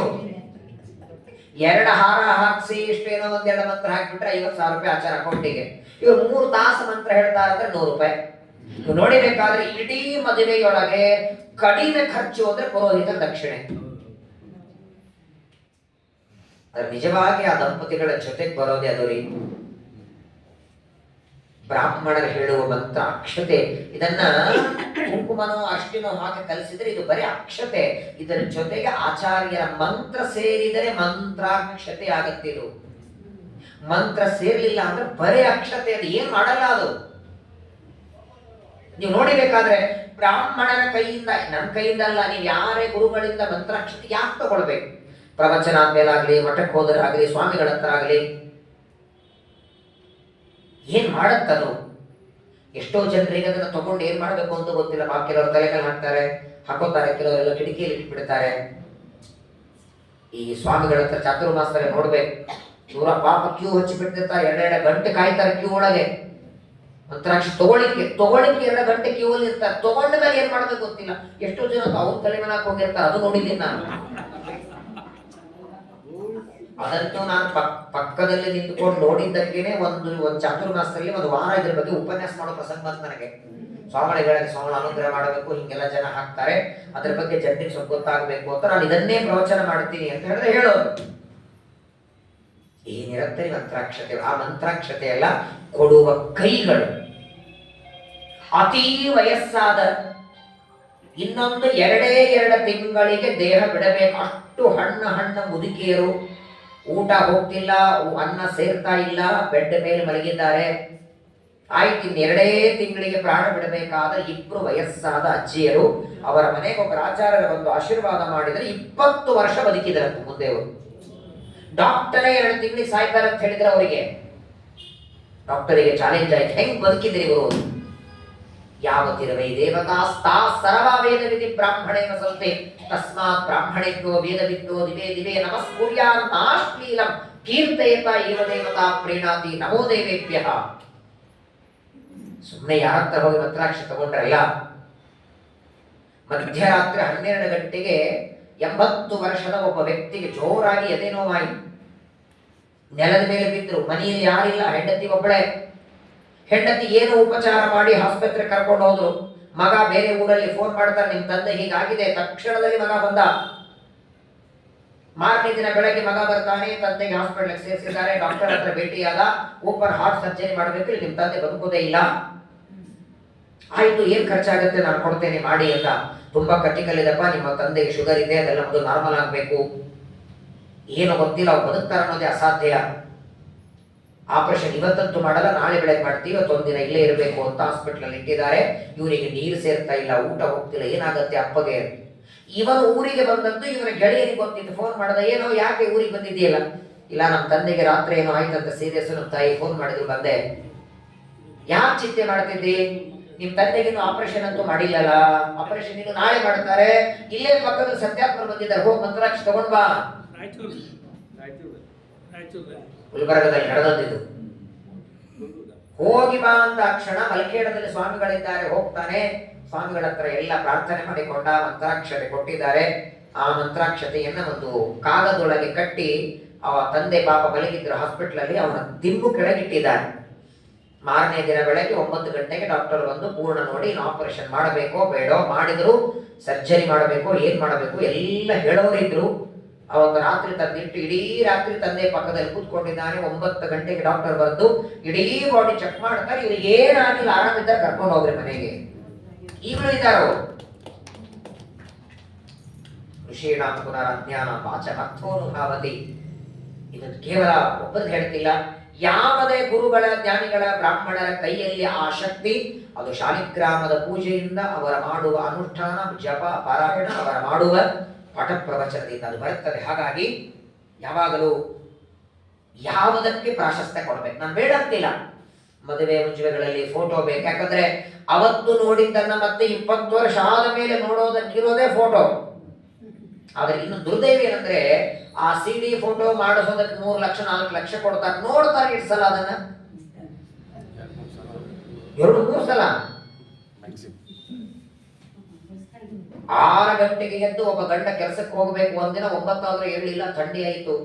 ಹೆಂಡತಿ ಅಂತ ಯಾಕೆ ಕೆಲಸಕ್ಕೆ ಹೋಗಲ್ವ? 9 ಗಂಟೆ ಆಯ್ತಲ್ಲ, ಯಾಕೋ ಸುಸ್ತಾಗಿದೆ, ಬೇಡ ಅಂತ ನಾಳೆ ಹೋಗ್ತೀನಿ ಅಂತ ರಜಾ ತಗೋತೀನಿ ಅಂತ. ಹೆಂಡತಿ ಅಂತ ಹೇಗೋ ರಜಾನೇ ತಗೋತೀರಿ, ಮತ್ ನಮ್ದು ಮದುವೆ ಸೀರೆ ಹಾಕೋಣ ಬನ್ನಿ ಅಂದಾಗ ಸ್ನಾನ ಮಾಡಿ ಹೊಂಟೆ ಬಿಟ್ಟ. ಬೇಡ ಬೇಡ, ನಾನು ಆಫೀಸ್ಗೆ ಹೋಗ್ತೀನಿ ಅಂತ. ಸೀಡಿ ಗಿಡಿ ಏನ್ ಬೇಡ, 9 ಆದ್ರೂ ಚಿಂತೆ ಇಲ್ಲ, ಅಲ್ಲೇ ಹೋದ್ 2 ತಾಸು ಕೆಲಸ ಮಾಡಿ. ನೋಡಿ, ನಮ್ದೇ ಮೊಸಳಿ ಒಳಗಿದ್ದು ನೋಡ್ಲಿಕ್ಕೆ ಮನಸ್ಸಿರಲ್ಲ. ಮದುವೆ, ಮ ಅಂದ್ರೆ ಮರೆಯಲಾಗದ, ದು ಅಂದ್ರೆ ದುಃಖದ, ವೇ ಅಂದ್ರೆ ವೇದಿಕೆ. ಮರೆಯಲಾಗದ ದುಃಖದ ವೇದಿಕೆ. ಅಲ್ಲ ನಿಮ್ಗಲ್ಲ, ಕನ್ಯಾದಾನ ಮಾಡೋರಿಗೆ ದುಃಖ ಆಗತ್ತೋ ಇಲ್ಲೋ? ಕನ್ಯಾದಾನ ಮಾಡೋರಿಗೆ ಮಗಳನ್ನು ಕೊಡಿಸ್ ದುಃಖ ಅಲ್ಲ. ಪ್ರಾಯ ಇಲ್ಲಿ ನೋಡಿ, ಉಪದೇಶ ಮಾಡೋರು ಗಂಡ ಹೆಂಡತಿ ದಂಪತಿಗಳಿಗರು ಒಂದು ಫೋಟೋದಲ್ಲಾದ್ರೂ ಪಾರ್ವತಿ ದೇವಿಯನ್ನ ಕೆಳ ಕೂಡಿಸ್ಕೊಂಡ ಫೋಟೋ ಇದೆಯಾ? ಯಾವಾಗಲೂ ಹೆಂಡತಿನ ತೊಡೆ ಮೇಲೆ ಕುಡಿಸ್ಕೊಂಡದ್ದು ರುದ್ರದೇವರು. ನಾನು ಮೊನ್ನೆನೂ ಹೇಳಿದೆ, ಇವತ್ತು ದಾಂಪತ್ಯ ಜೀವನ ಸುಖವಾಗಿರೋದಕ್ಕೆ ಎಲ್ಲ ದಂಪತಿಗಳು ಆರಾಧನೆ ಮಾಡಬೇಕಾದ ದಂಪತಿಗಳು ಉಮಾಮಹೇಶ್ವರರು. ಹಾಗಾಗಿ ಅವಶ್ಯವಾಗಿ ಫೋಟೋ ಬೇಕು, ಎಲ್ಲ ಬೇಕು, ಆದರೆ ಪ್ರಾಧಾನ್ಯತೆ ಕೊಡಿ, ನಾನು ಬೇಡ ಅಂತಿಲ್ಲ. ಮದುವೆ ಮಂತ್ರಗಳಿಗೆ, ಆಚಾರ್ಯರಿಗೆ, ಪುರೋಹಿತರಿಗೆ, ಈ ಅಕ್ಷತಾ ಮಂಟಪದಲ್ಲಿ ಆಚಾರ ಬಂದು ನಿಂತಿರ್ತಾರೆ, ಅಂತಃಪಟ ಹಿಡಿದಿರ್ತಾರೆ. ಇನ್ನೇನು ಇವ್ರು ಆಚಾರ ಮಂತ್ರ ಪಠಣ ಮಾಡಬೇಕು. ಹಿಂದಿನಿಂದ ಸೋದರ ಮಾವ ಬಂದ, ಆಚಾರ್ಯ ನಾನು ಸೋದರ ಮಾವ, ನಾನು ನಿಂತ್ಕೋಬೇಕು, ಮತ್ತೆ ನೀವು ನಿಂತ ನಾನೆಲ್ಲಿ ನಿಂತೋದು? ಆಯ್ತಪ್ಪ ನೀನು ಮುಂದೆ ಬಾ, ನಾನು ಸ್ವಲ್ಪ ಹಿಂಸೆ ನಿಂತೀನಿ ಅಂದ್ರೆ ಆಚಾರ. ಇನ್ನೊಬ್ಬನು ಬಂದ ಫೋಟೋಗ್ರಾಫರ್, ನಾನು ಫೋಟೋ ತೆಗಿಬೇಕು, ನಿಮ್ ಶಾರ್ಟ್ಗೆ ಅಡ್ಡ ಬರ್ತೀನಿ, ಸ್ವಲ್ಪ ಸರಿರಿ ಅಂತ. ಆಯ್ತಂತ ಅವ್ರು ಸ್ವಲ್ಪ ಆಚಾರ ಹಿಂದೆ ಬಂದರು. ಇನ್ನೊಬ್ಬ ಬಂದ ವಿಡಿಯೋಗ್ರಾಫರು, ನೀವು ನನಗೆ 3 ಲಕ್ಷ ಕೊಟ್ಟಿದ್ದಾರೆ, ವಿಡಿಯೋ ಚೆನ್ನಾಗಿ ಬರಲಿಲ್ಲ ಅಂದ್ರೆ ಬೈತಾರೆ, ಆಚಾರ ಸ್ವಲ್ಪ ನೀವು ಸರದ ನಾನು ಮುಂದೆ ಹೋಗ್ತೀನಿ. ಕೊನೆಗೆ ಎಲ್ಲಾರು ಸರದು ಆಚಾರ ಕಲ್ಯಾಣ ಮಂಟಪ ಬಾಗಿಲಿಗೆ ಬಂದರು. ಕುರಿಯಾ ಸದಾ ಮಂಗಲಂ ಅಂತ ಅಕ್ಷತೆ ಹಾಕಿದ್ರೆ ಋಷಿಪಂಚಮಿ ಉದ್ಯಾಪನೆ ಮಾಡಿದವ್ರ ಮೈ ಮೇಲೆ ಬಿತ್ತದ್ದು. ರುದ್ರದೇವರು ಪ್ರಾಕ್ಟಿಕಲ್ ಆಗಿ ಹೇಳ್ತಾರೆ, ಅವಶ್ಯವಾಗಿ ಯಾವುದೇ ಕಾರ್ಯಕ್ರಮ ಇರಲಿ. ಹಿಂದೆ ನೋಡಿ ಶ್ರೀಕೃಷ್ಣ, ಈಗ ನಮಗೆ ನಿಮಗೆ ದೊಡ್ಡವರ ಆಶೀರ್ವಾದ ಬೇಕು, ದೇವರಿಗೆ ಆಶೀರ್ವಾದ ಯಾರು ಬೇಕು ಹೇಳಿ? ಜಗತ್ತಿನ ಗುರು ಅವನು. ಶ್ರೀಕೃಷ್ಣ ಪರಮಾತ್ಮನ ನಾಮಕರಣ ಮಾಡಿದರೆ ಅವನ ಹೆಸರಿಡೋ ಕಾರ್ಯಕ್ರಮಕ್ಕೆ 1,00,000 ಜನ ಬಂದಿದ್ರು. ರಾಮನಿಗೆ ನಾಮಕರಣ ಮಾಡುವಾಗ, ಶ್ರೀರಾಮನ ಮದುವೆಯಲ್ಲಿ, ವಾಮನನ ಮದುವೆ ಉಪನಯನದಲ್ಲಿ, ದೇವರು ಉಪನಯನ ಮಾಡಿಕೊಂಡಾಗ ದೇವರು ತಾನು ಯಾವುದೇ ಕಾರ್ಯಕ್ರಮ ಮಾಡಿಕೊಂಡ್ರು ಬ್ರಾಹ್ಮಣರ ಆಶೀರ್ವಾದ ಪಡಿತಾನೆ. ಅವನಿಗೇನೆ ಬ್ರಾಹ್ಮಣರ ಆಶೀರ್ವಾದ ಇಲ್ಲದೆ ಅನರ್ಥ ಆಗೋದಿದೆಯಾ? ಯಾಕೆ ತಾನು ಪದೇ ಪದೇ ತೋರಿಸ್ತಾನಂದ್ರೆ, ಬ್ರಾಹ್ಮಣರ ಆಶೀರ್ವಾದ ನೇರವಾಗಿ ಕಲಿಯುಗದಲ್ಲಿ ಡೈರೆಕ್ಟ್ ಆಗಿ ದೇವರು ಮನೆಗೆ ಬರಲ್ಲ, ಅವನ ಬರೋದೇ ಬ್ರಾಹ್ಮಣರ ಮುಖಾಂತರ, ಗುರುಗಳ ಮುಖಾಂತರ. ಹಾಗಾಗಿ ದೇವರಿಗೆ ನೈವೇದ್ಯ ಮಾಡದೇ ಇದ್ದದ್ದು ತಾನು ತಿನ್ನಿ ಅಥವಾ ಇನ್ನೊಬ್ಬರಿಗೂ ದಾನ ಮಾಡಿದರೆ ಜನ್ಮಾಂತರದಲ್ಲಿ ಹೊಟ್ಟೆ ನೋವು ಬರುತ್ತೆ, ಗಂಟ್ಲು ನೋವು ಬರುತ್ತೆ, ವಿಚಿತ್ರವಾದಂತಹ ರೋಗಗಳಿಂದ ಮನುಷ್ಯ ಒದ್ದಾಡುತ್ತಾನೆ. ಅನೇಕ ಉತ್ತರಗಳನ್ನು ಹೇಳಿದ್ದಾರೆ. ನಿನ್ನೆ ದಿವಸ ಒಂದು ಮಹತ್ವದ ಪ್ರಶ್ನೆಯನ್ನ ಉಮಾದೇವಿ ಕೇಳಿದ್ದು, ಅದರ ವಿವರಣೆಯನ್ನ ಇವತ್ತು ನಾವು ತಿಳಿಯೋಣ. ಭಗವನ್ ಮಾನುಷಾಕೇಶಿತ್ ನಿರಪತ್ಯಾಸು ದುಃಖಿತಾ ಯತಂತೋ ನ ಲಭಂತೇವ ಅಪತ್ಯಾನಿ ಯತಸ್ತತಃ ಕೇನ ಕರ್ಮ ವಿಪಾಕೇನ ತನ್ಮೇ ಶಂಸಿತುಮರ್ಹತಿ. ಉಮಾದೇವಿ ರುದ್ರದೇವರಿಗೆ ಕೇಳ್ತಾರೆ, ಕೆಲವರಿಗೆ ಮದುವೆಯಾಗಿ ಅನೇಕ ವರ್ಷರಾದರೂ ಸಂತಾನವಾಗಿರಲ್ಲ, ಎರಡೂ ಇಲ್ಲ, ಹೆಣ್ಣು ಮಕ್ಕಳು ಇಲ್ಲ, ಗಂಡು ಮಕ್ಕಳು ಇಲ್ಲ, ಒಟ್ಟಾರೆ ಸಂತಾನವೇ ಆಗದೆ ಇರೋದಕ್ಕೆ ಏನ್ ಕರ್ಮ ಇರತ್ತೆ? ಯಾವ ಪಾಪ ಮಾಡಿರ್ತಾರೆ? ಏನು ತಪ್ಪು ಹಿಂದಿನ ಜನ್ಮದಲ್ಲಿ ಮಾಡಿದ್ದಕ್ಕೆ ಈ ಜನ್ಮದಲ್ಲಿ ಸಂತಾನ ಆಗಿರಲ್ಲ ಅಂತ ಉಮಾದೇವಿ ಪ್ರಶ್ನೆಯನ್ನ ಕೇಳ್ತಾಳೆ ರುದ್ರದೇವರಿಗೆ. ಇಲ್ಲಿ ಎರಡಿದೆ. ಒಟ್ಟಾರೆ ಸಂತಾನ ಆಗದಿರೋದು ಒಂದು, ಬರೇ ಹೆಣ್ಣು ಮಕ್ಕಳಾಗೋದು ಒಂದು. ಕೆಲವರಿಗೆ ಗಂಡು ಸಂತಾನ ಇರಲ್ಲ, ಒಬ್ಬರು ಇಬ್ಬರು 3 ಜನ ಹೆಣ್ಮಕ್ಳು ಇರ್ತಾರೆ, ಇರೋ ಮಕ್ಕಳನ್ನ ಕನ್ಯಾದಾನ ಮಾಡಿ ಕೊಟ್ಟಾಗಿರತ್ತೆ, ಮತ್ತೆ ಇವರು ವಂಶ ಮುಂದೆ ಬರೋದು ಹೇಗೆ? ಹಾಗಾದರೆ ಗಂಡು ಮಕ್ಕಳಾಗದೇ ಇರೋದಕ್ಕೆ ಏನಾದರೂ ಪಾಪ ಇದೆಯಾ? ಒಟ್ಟೆ ಸಂತಾನವೇ ಆಗದೇ ಇರೋದಕ್ಕೆ ಏನಾದರೂ ಪಾಪ ಉಂಟಾ? ಯಾವ ಕರ್ಮದಿಂದ ಈ ಜನ್ಮದಲ್ಲಿ ಮಕ್ಕಳಿಲ್ಲದೆ ಒದ್ದಾಡ್ತಿರ್ತಾರೆ ಅಂತ ಉಮಾದೇವಿ ಕೇಳಿದರೆ ಒಂದು ಲಿಸ್ಟ್ ಕೊಟ್ಟು ರುದ್ರದೇವರು ಎಲ್ಲ ಪ್ರಶ್ನೆಗಳಿಗೆ ಒಂದೊಂದು ಕಾರಣ ಕೊಟ್ಟಿದ್ದಾರೆ. ಜನ್ಮಾಂತರದಲ್ಲಿ ಇಂಥ ಕರ್ಮ ಮಾಡಿದ್ದಕ್ಕೆ ಇಂಥದ್ದಾಗಿರ್ತದೆ, ಗಂಟಲು ನೋವು ಬಂದಿರ್ತದೆ, ಹೊಟ್ಟೆ ನೋವು ಬಂದಿರ್ತದೆ ಅಂತ. ಮಕ್ಕಳಾಗದೇ ಇರೋದಕ್ಕೆ ಒಂದು ಕಾರಣ ಅಲ್ಲ ಅಂತಾರೆ. ಪ್ರಪಂಚದಲ್ಲಿ ವಿಭಿನ್ನವಾದ ರೀತಿಯಲ್ಲಿ ಜನ ಇದ್ದಾರೆ. ಯಾರಿಗೆ ಗ್ರಂಥಿ ಬಾಲಾಶ್ಚ ಭುಂಜಂತೆ ಗುಣಾಣಾಂ ಭಕ್ಷಿಣಾಮಪಿ. ಮೊದಲನೇ ಹೇಳ್ತಾರೆ ರುದ್ರದೇವರು, ಈ ಜನ್ಮದಲ್ಲಿ ಸಂತಾನ ಆಗದೇ ಇರೋದಕ್ಕೆ ಇದೇ ಜನ್ಮದಲ್ಲಿ ಮಕ್ಕಳನ್ನ ಕಂಡ್ರೆ ಯಾರಿಗೆ ಅಸೂಯೆ ಬರ್ತದೆ, ಮಕ್ಕಳನ್ನ ಕಂಡ್ರೆ ಸಿಟ್ಟು ಬರ್ತದೆ, ಮಕ್ಕಳನ್ನ ಕಂಡಾಕ್ಷಣ ಚೂಟಬೇಕು, ಅಳಿಸ್ಬೇಕು ಅಂತ ಅನಿಸ್ತದೆ, ಅಂಥವರಿಗೆ ಸಂತಾನ ಆಗಲ್ಲ. ಅಥವಾ ಏನೋ ಪ್ರಾಣಿಗಳು ಪಕ್ಷಿಗಳಲ್ಲಿ ಅವರ ತಾಯಿ ಮಕ್ಕಳನ್ನ ಬೇರೆ ಮಾಡ್ತಾರೆ. ಒಂದು ನಾಯಿ 3 ಮಕ್ಕಳಿಗೆ ಜನ್ಮ ಕೊಟ್ರೆ ಆ ನಾಯಿ ಮರಿ ಒಂದು ಕಡೆಗೆ, ನಾಯಿ ಒಂದು ಕಡೆಗೆ, ಅವರಲ್ಲಿ ಹೀಗೆ ವ್ಯತ್ಯಾಸ ಮಾಡಿ ಬೇರೆ ಮಾಡಿದರೂ ಸಂತಾನ ಆಗೋದಿಲ್ಲ. ಕಾರಣಗಳನ್ನು ಎಷ್ಟು ಚೆನ್ನಾಗಿ ಕೊಡ್ತಾರೆ ರುದ್ರದೇವರು. ಸಣ್ಣ ಮಕ್ಕಳು, ನಿಮ್ಮ ಮಕ್ಕಳೇ ಇರಲಿ, ಬೇರೆಯವ್ರ ಮಕ್ಕಳೇ ಇರಲಿ, ನಿಮ್ ಕಣ್ ಮುಂದೆ ಇದ್ದಾಗ ನೀವೇನೋ ತಿಂತಾ ಇದ್ರೆ ಕಣ್ ಮುಂದೆ ಇದ್ರೆ ಕೊಡಿ, ಅವ್ರು ತಗೊಳ್ತಾರೋ ಬಿಡ್ತಾರೋ. ಕೆಲವು ಮಕ್ಕಳಿಗೆ ಅವ್ರ ತಂದೆ ತಾಯಿ ಒಳ್ಳೆ ಸಂಸ್ಕಾರ ಕೊಟ್ಟಿರ್ತಾರೆ, ಯಾರು ಕೊಟ್ಟು ತಗೋಬೇಡ, ತಗೊಳ್ಳದೇ ಇದ್ರೆ ಅವ್ರು ಬೇರೆ. ಮಕ್ಕಳ ಕಣ್ಣೆದುರಿಗಿದ್ದಾಗ ಕೊಡದೆ ತಿಂದರೂ ಕೂಡ ಆ ಪಾಪದಿಂದಲೂ ಜನ್ಮಾಂತರದಲ್ಲಿ ಮಕ್ಕಳಾಗಿರಲ್ಲ. ಅಥವಾ ಇನ್ನೊಂದು ಕಾರಣ ಕೊಡ್ತಾರೆ ರುದ್ರದೇವರು, ಯಾವ ಮಕ್ಕಳನ್ನ ತನಗೆ ಒಳ್ಳೆ ಮಗ ಇದ್ರೆ ಇನ್ನೊಬ್ಬರ ಮಕ್ಕಳನ್ನ ನೋಡಿ ನನ್ನ ಮಗ ಹಂಗ ಅವನಿಲ್ಲ, ಅಯ್ಯೋ ನಮ್ಮ ಮಗ ನೋಡಿ ಎಷ್ಟು ಚೆನ್ನಾಗಿದ್ದಾರೆ, 6 ಗಂಟೆಗೆ ಹೇಳ್ತಾನೆ. ತನ್ನ ಮಗನ ಗುಣಗಾನ ಮಾಡೋದಕ್ಕೆ ಬೇಡ ಅಂತಿಲ್ಲ. ನಿಮ್ಮ ಮಗನ ಗುಣಗಾನ ಮಾಡ್ತಾ ಮಾಡ್ತಾ ಇನ್ನೊಬ್ಬರ ಮಕ್ಕಳನ್ನ ಅವಮಾನ ಮಾಡಬೇಡಿ. ನಿಮ್ಮ ಮಗನ ಗುಣಗಾನ ಅವಶ್ಯವಾಗಿ ಮಾಡಿ, ಬೇಡ ಅಂತಿಲ್ಲ. ಕೇವಲ ನಿಮ್ಮ ಮಗನ ಗುಣಗಾನ ಮಾಡ್ತಾ ಇನ್ನೊಬ್ಬ ಮಕ್ಕಳನ್ನ ಅವಮಾನ ತಿರಸ್ಕಾರ ಮಾಡ್ತಿದ್ರೆ ಅದು ಜನ್ಮಾಂತರದಲ್ಲಿ ಸಂತಾನ ಆಗದೇ ಇರೋದಕ್ಕೆ ಕಾರಣ. ಗುರುದ್ವೇಷಾಶ್ಚಿಣಶ್ಚೈವ ಪರಪುತ್ರಾಭ್ಯಸಾಯಕಾಃ. ಇನ್ನೊಂದು ಮಾತು ಕೊಡ್ತಾರೆ. ಯಾವ ವ್ಯಕ್ತಿ ಈ ಜನ್ಮದಲ್ಲಿ ನಿಮಗೆ ಮಕ್ಕಳಾಗಿದ್ದಾರಲ್ಲ, ಈ ಜನ್ಮದಲ್ಲಿ ಹುಟ್ಟಿದ ಮಕ್ಕಳಿಗೆ ಸ್ನಾನ ಸಂಧ್ಯಾ ವಂದನೆ ಮಾಡುವಂತೆ ಪ್ರೇರಣೆ ಮಾಡಿಲ್ಲ, ದೇವರಿಗೆ ಗುರುಗಳಿಗೆ ನಮಸ್ಕಾರ ಮಾಡುವಂತೆ ಪ್ರೇರಣೆ ಮಾಡಿಲ್ಲ, ಈ ಜನ್ಮದೊಳಗೆ ಒಳ್ಳೆಯ ಸಂಸ್ಕಾರ ನೀವು ಮಕ್ಕಳಿಗೆ ಕೊಡ್ಲಿಲ್ಲ ಅಂದ್ರೂ ಜನ್ಮಾಂತರದಲ್ಲಿ ಮಕ್ಕಳಾಗಲ್ಲ. ಬಹಳ ಮಹತ್ವದ ಮಾತಿ. ಮಕ್ಕಳಿಗೆ ಆಸ್ತಿ ನೋಡಿ, ಬುದ್ಧಿವಂತರಾದ ಒಳ್ಳೆ ಮಕ್ಕಳಿಗೆ ಆಸ್ತಿ ಮಾಡಿ ಲಾಭ ಇಲ್ಲ. ಯಾಕೋ ಮಾಡೇ ಮಾಡ್ಕೋತಾರೆ, ಬುದ್ಧಿವಂತರಿರ್ತಾರೆ. ಇನ್ನು ಕೆಟ್ಟ ಮಕ್ಕಳಿಗೆ ಕೆಟ್ಟವರೇ ಇರ್ತಾರೆ, ಆಸ್ತಿ ಮಾಡಿ ಲಾಭ ಇಲ್ಲ. ಮಕ್ಕಳಿಗೆ ಆಸ್ತಿ ಅಲ್ಲ, ಮಕ್ಕಳೇ ಒಂದು ಆಸ್ತಿ ಮಾಡಿ ಅಂತಾರೆ. ಓಪನ್ ಆಗಿ ಈ ಮಾತು ಹೇಳಬಾರದು. ನಮ್ಮ ಸ್ವಾಮಿಗಳು ಪ್ರವಚನದಲ್ಲಿ ಹೇಳಿದ್ದಾರೆ, ಇಬ್ಬರೇ ಮಕ್ಕಳ ಬೇಕು ಅಂತ ಅನಬೇಡಿ. ನಿಮ್ಗೆ ಸಾಕ್ಲಿಕ್ಕೆ ಆಗೋದಿಲ್ಲ ಅಂದ್ರೆ ಮಠಕ್ಕೆ ತಂದು ಬಿಡಿ, ಅವರಿಗೆ ಪಾಠ ಹೇಳಿ ವಿದ್ಯಾವಂತರಾಗಿ ಮಾಡೋ ಜವಾಬ್ದಾರಿ ನಮ್ದು. 3-4 ಜನ ಮಕ್ಕಳನ್ನ ಪಡೀರಿ. ಈ ಸನಾತನ ಧರ್ಮ ಮುಂದುವರಿಬೇಕಲ್ಲ. ಇವತ್ತು ನೀವೆಲ್ಲ ಪ್ರವಚನಕ್ಕಿದ್ದರೆ ನಾವು ಹೇಳೋದಕ್ಕಿದ್ದೇವೆ, ಮುಂದೆ ನಮ್ಮ ಪರಂಪರೆಯಲ್ಲಿ ಹೇಳೋರು ಬರಬೇಕಲ್ಲ. ಹಾಗಾಗಿ ಮಕ್ಕಳಿಗೆ ಸಂಸ್ಕಾರ ಬಹಳ ಮಹತ್ವದ್ದು. ಯಾರನ್ನ ನೋಡು, ನೀನು ಯಾರೇ ಸ್ಕೂಲಲ್ಲಿ ಬೈದ್ರೆ ನೀನು ತಿರುಗಿ ಬೈ, ನೀನು ಹೊಡೆದ್ರೆ ನೀನು ತಿರುಗಿ ಹೊಡಿ. ಈ ತರಹದ ಸಂಸ್ಕಾರನು ಮಕ್ಕಳಿಗೆ ಕೊಟ್ಟರು ಜನ್ಮಾಂತರದಲ್ಲಿ ಮಕ್ಕಳಾಗಲ್ಲ. ಪ್ರಾಯ ತಂದೆ ತಾಯಿಗಳಿಗೆ ಮಕ್ಕಳಿಗೆ ಮೊದಲನೇ ಗುರುನೇ ತಾಯಿ. ಏನು ಸಂಸ್ಕಾರ ತಾಯಿ ಕೊಡ್ತಾಳೆ ನೋಡಿ, ಅದು ಕೊನೆಯವರೆಗೆ ಹೋಗಲ್ಲ. ಹಾಗಾಗಿನೇ ಭಾಗವತದಲ್ಲಿ ಉದ್ಧವನ ಕಥೆ ಕೇಳ್ತೀರಿ, ಧ್ರುವರಾಜರ ಕಥೆ ಕೇಳ್ತೀರಿ, ಗಜೇಂದ್ರನ ಕಥೆ, ಪ್ರಹ್ಲಾದನ ಕಥೆ. ಇವರ ತಾಯಂದ್ರೆಲ್ಲ ಅವರು ಎಂಥ ಮಾತು ಹೇಳಿ. ಇವತ್ತು ಭಾಗವತದಲ್ಲಿ ಧ್ರುವರಾಜರ ಕಥೆ ಕೇಳಿದ್ರೆ ರೋಮಾಂಚನ ಆಗತ್ತೆ. ಎರಡತ್ತು ಊಟಕ್ಕೆ ಹಾಕಿ, ಬಟ್ಟೆ ಕೊಟ್ಟು, ತಿಂಡಿ ಕೊಟ್ಟು, ತಿನಿಸು ಕೊಟ್ಟು, ಆಟಕ್ಕೆ ಕಳಿಸಿ ಎಲ್ಲಾ ಕೊಡ್ತೇವೆ ಅಂದ್ರೆ ನಮ್ಮ ಮಕ್ಕಳಿಗೆ ವಿದ್ಯಾಪೀಠಕ್ಕೆ ಬಿಡ್ಲಿಕ್ಕೆ ರೆಡಿ ಇಲ್ಲ ನಾವು. ಅವತ್ತಿನ ತಾಯಿ ಅರಣ್ಯಕ್ಕೆ ಕಳಿಸ್ತಾಳೆ ಧ್ರುವರಾಜರನ್ನ. 5 ವರ್ಷದ ಮಗು ಆಟ ಆಡೋ ವಯಸ್ಸಿನಲ್ಲಿ ಮಾಮಂಗಲಂತಾದ ಪರೇಶು ಮಂಸ್ತ ಹೋಗಂತಾಳ ಅರಣ್ಯಕ್ಕೆ. ಇದೆಲ್ಲವೂ ಕೂಡ ಸಂಧ್ಯಾ ಮಕ್ಕಳಿಗೆ ಆಗದೇ ಇರೋದಕ್ಕೆ ಕಾರಣ ಜನ್ಮಾಂತರದಲ್ಲಿ ಪ್ರಾಣಿ ಪಕ್ಷಿಗಳನ್ನ, ಕೆಲವರಿಗೆ ಇರತ್ತೆ ಈ ಚೇಳುಗಳ ಹೊರಟಿದ್ರೆ ಅದರ ಬಾಲಕ್ಕೆ ಒಂದು ಹಗ್ಗವನ್ನ ಕಟ್ಟಿ ಆಡೋದು ಅಲ್ವಾ, ಅಡಿರಲ್ಲ. ವ್ಯರ್ಥವಾಗಿ ಪ್ರಾಣಿಗಳನ್ನ ಆಡೋದು, ಇಲಿಗಳನ್ನ ತಗೊಂಡು ಆಡೋದು ಮಾಡ್ತಾರೆ.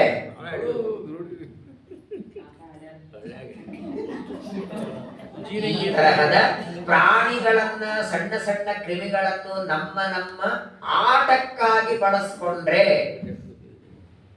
ಅದು ಜನ್ಮಾಂತರದಲ್ಲಿ ಸಂತಾನ ಇಲ್ಲದ ಕಾರಣ. ಹೀಗೆ ಒಂದೊಂದು ಕಾರಣವನ್ನ ಹೇಳ್ತಾ ಒಂದು ಮಹತ್ವದ ಮಾತು ರುದ್ರದೇವರು ಹೇಳಿದರು. ಪಿತೃಪೂಜಾಂ ನ ಕುರುವಂತೆ ಯಥೋಕ್ತಾಂ ಚಾಷ್ಟಕಾದಿಭಿಃ. ಅದಕ್ಕೆ ಹೇಳದಲ್ಲ, ಒಂದು ಆಗದಿರೋದಕ್ಕೆ, ಒಂದು ಗಂಟಲ ನೋವಾಗುವುದಕ್ಕೆ ಜನ್ಮಾಂತರದಲ್ಲಿ ಅನ್ನದಾನ ಮಾಡದೇ ಇರೋದು, ನೈವೇದ್ಯದ ಅನ್ನ ಕೊಡದೇ ಇರೋದು ಒಂದು ಕಾರಣ. ಆದರೆ ಸಂತಾನ ಆಗದಿರೋದಕ್ಕೆ ಒಂದು ಕಾರಣ ಹೇಳಿಲ್ಲ. ಇದರಲ್ಲಿ ಯಾವುದಾದ್ರೂ ಒಂದಾಗಿರಬಹುದು. ಯಾಕಂದ್ರೆ ಪ್ರಪಂಚದೊಳಗೆ ಜೀವರು ಅನಂತರು, ಅವರ ಕರ್ಮಗಳು ಅನಂತ. ಇವತ್ತು ಇವರಿಗೆ ಸಂತಾನ ಆಗೋದಕ್ಕೆ ಇದರಲ್ಲಿ ಏನೋ ಒಂದಾಗಿರಲ್ಲ. ಯಾವುದಾದರೂ ಒಂದಿದ್ರೂ ಮಕ್ಕಳಾಗಿರಲ್ಲ. ಮಕ್ಕಳನ್ನ ದ್ವೇಷ ಮಾಡೋದು, ಮಕ್ಕಳನ್ನ ಅಳಿಸೋದು, ಮಕ್ಕಳನ್ನ ಕಂಡ್ರೆ ಅಸೂಯೆ ಪಡೋದು, ಅಥವಾ ಮಕ್ಕಳಿಗೆ ಇನ್ನೊಬ್ಬರಿಗೆ ದ್ವೇಷ ಬರು ಹಾಗೆ ಮಾಡೋದು. ಕೆಲವರು ಆ ಸಂಸ್ಕಾರ ಕೊಟ್ಟು ಬಿಟ್ಟಿರ್ತಾರೆ. ತನ್ನ ಮಾತು ಮಾತ್ರ ಕೇಳಬೇಕು ಮಗ, ಇನ್ನೊಬ್ಬರ ಮಾತು ಕೇಳದೆ ಇದ್ದ ಮಾಡಿಬಿಟ್ಟಿರ್ತಾರೆ ಮಗನಿಗೆ. ಅಪ್ಪನ ಮಾತೆ ಸ್ವತಃ ಮಗ ಕೇಳಬಾರದು. ಈ ತರಹನೂ ಮಕ್ಕಳಲ್ಲಿ ಸಂಸ್ಕಾರ ಬೆಳೆಸಿದರು ಜನ್ಮಾಂತರದಲ್ಲಿ ಮಕ್ಕಳಾಗಲ್ಲ. ಅದರ ಜೊತೆಗೆ ಬಹಳ ದೊಡ್ಡದು, ಯಾರು ತಂದೆ ತಾಯಿಗಳ ಶ್ರಾದ್ದ ಮಾಡೋದಿಲ್ಲ ನೋಡಿ. ಇದೆಲ್ಲರ ಮೇಲೆ ಮುಕುಟ ಅಂದ್ರೆ ನೀವು ಅಡ್ಡಿ ಇಲ್ಲ.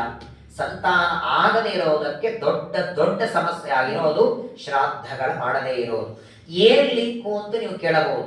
ನಾವು ನಮ್ಮಪ್ಪನ ಶ್ರಾದ್ದ ಮಾಡದೇ ಇರೋದಕ್ಕೆ ಸಂತಾನ ಯಾಕಾಗಬಾರದು ಅಂದ್ರೆ ಪಿತೃಗಳೇನಂತಾರೆ, ನೀ ನನ್ನ ಮಗನಾಗಿ ನನ್ನ ಶ್ರಾದ್ದ ಮಾಡೋದಿಲ್ಲಲ್ಲ, ನನ್ನ ಮಗನಾಗಿ ಹುಟ್ಟಿನೂ ನೀ ಶ್ರಾದ್ದ ಮಾಡೋದಿಲ್ಲ ಅಂದ್ರೆ ನಿನಗೆ ಶ್ರಾದ್ದ ಮಾಡ್ಲಿಕ್ಕೆ ಮಕ್ಕಳೇ ಹುಟ್ಟೋದು ಬೇಡ. ಇವತ್ತು ಮದುವೆಯಾದ ಮೇಲೆ ಸಂತಾನ ಆಗದಿದ್ದಾಗ ನೀವು ಡಾಕ್ಟರ್ ಹತ್ರ ಹೋದ್ರೆ ಅವರೇನೋ ಹೇಳ್ತಾರೆ, ಜ್ಯೋತಿಷ್ಯರ ಹತ್ರ ನೀವು ಜಾತಕ ತಗೊಂಡು ಹೋದ್ರೆ ಮೊದಲು ಹೇಳೋದೆ ಪಿತೃದೋಷ. ಪಿತೃದೋಷ ಅಂದ್ರೆ ಇನ್ನೇನಲ್ಲ, ಪಿತೃದೋಷ ಅಂದ್ರೆ ಮತ್ತೇನಲ್ಲ, ಮಾಡಬೇಕಾದಂತಹ ತಂದೆ ತಾಯಿಗಳ ಶ್ರಾದ್ದ ಮಾಡದೇ ಇರೋದು, ಮಾಡಿದರೂ ಶ್ರದ್ಧೆಯಿಂದ ಮಾಡದೇ ಇರೋದು, ಕಾಟಾಂಕ ಮಾಡೋದು, ಎಲ್ಲೋ ಮಾಡೋದು, ಹೇಗೋ ಮಾಡೋದು. ವರ್ಷಕ್ಕೆ ಬರೋದೇ 2 ದಿನ. ನಿಜವಾಗಿ ತಂದೆ ತಾಯಿಗಳ ತ್ಯಾಗ ಎಷ್ಟಿರ್ತದೆ ರೀ. ಪ್ರವಚನ ಮುಗಿದ್ಮೇಲೆ ಈ ಪುಸ್ತಕ ಕೊಡ್ತೇನೆ ನಿಮ್ ಕೈಗೆ, ಹೀಗೆ ಹಿಡ್ಕೊಂಡು ಕೂತಿರ್ಬೇಕು, ನಿಂತ್ಕೊಂಡಿರ್ಬೇಕು. ಈಗ ಎಲ್ಲಿವರೆಗೆ? ನಾಳೆ ಸಾಯಂಕಾಲ 6:30 ನಾನು ಬರೋವರೆಗೆ. ನಾಳೆ ಸಾಯಂಕಾಲ 6:30 ಪ್ರವಚನಕ್ಕೆ ಬರೋವರೆಗೆ ಹಿಂಗೆ ಹಿಡ್ಕೊಂಡು ನಿಂತ್ಕೊಳ್ಳಿ ಅಂದ್ರೆ ಯಾರು ರೆಡಿ ಇದ್ರೆ ಕೈ ಮೇಲ್ ಮಾಡಿ ನೋಡೋಣ. ಇದ್ರ ಭಾರ ಎಷ್ಟಿರ್ಬೋದು ಹೇಳಿ? ವಿಚಾರ ಮಾಡಿ. 1 ಕಿಲೋ ಪುಸ್ತಕ ಕೈಯಲ್ಲಿ, ತಲೆ ಮೇಲಲ್ಲ, ನಿಮ್ಮ ಕೈಯಲ್ಲಿ 1 ಕೆಜಿ ಪುಸ್ತಕವನ್ನ 1 ದಿನ ಧಾರಣ ಮಾಡ್ರಿ ಅಂದ್ರೆ ರೆಡಿ ಇಲ್ಲ. 2-2.5 ಕೆಜಿಯ ಮಗುವನ್ನ 9 ತಿಂಗಳ ಗರ್ಭದಲ್ಲಿ ಧಾರಣ ಮಾಡಿರ್ತಾಳೆ ತಾಯಿ. ಅವಳ ತ್ಯಾಗಕ್ಕೆ ಏನ್ ಕೊಡ್ಬೇಕು ಹೇಳಿ? ಕೈಯಲ್ಲೆಲ್ಲ, ಹೊಟ್ಟೆಯೊಳಗೆ. 1 ಮಗು ತಾಯಿಯ ಗರ್ಭದಲ್ಲಿ ಬೆಳಿಬೇಕಾದ್ರೆ ಎಷ್ಟು ವೇದನೆಗಳ ತಾಯಿಗಾಗತ್ತೆ. ಊಟ ಸೇರೋದಿಲ್ಲ. ಚಾತುರ್ಮಾಸದಲ್ಲಿ 1 ತಿಂಗಳು ವ್ರತ ಮಾಡ್ಲಿಕ್ಕಾಗ 9 ತಿಂಗಳು ವ್ರತ ಮಾಡ್ತಾಳೆ ತಾಯಿ. ಎಲ್ಲಿ ನಾನು ಹೆಚ್ಚಿಗೆ ಖಾರ ತಿಂದ್ರೆ ಗರ್ಭದಲ್ಲಿದ್ದ ಮಗುವಿಗೆ ತೊಂದರೆ ಆಗತ್ತೆ ಅಂತ ಉಪ್ಪು ಖಾರ ಬಿಡಬೇಕು, ಸಪ್ಪೆಗಿನ್ ತಿನ್ಬೇಕು, ಸೀರೆ ಉಟ್ಕೊಳ್ಳಿ ಬರಲ್ಲ. ಎಷ್ಟೋ ಜನರಿಗೆ ಯಾರಾದ್ರೂ ಬರ್ತೀರಾ ಕಾರ್ಯಕ್ರಮ, ಬೇಡಪ್ಪ ಹೊಟ್ಟೆ ನೋವಿದೆ ಬರಲ್ಲ. 9 ತಿಂಗಳು ಯಾರ ಮನೆಗೆ ಹೋಗಲ್ಲ, ಯಾವ ಫಂಕ್ಷನ್ಗೆ ಹೋಗಲ್ಲ. ನನ್ನ ಮಗು ಏನ್ ಪ್ರೀತಿ ಮಾಡ್ತಾಳೆ ತಾಯಿ.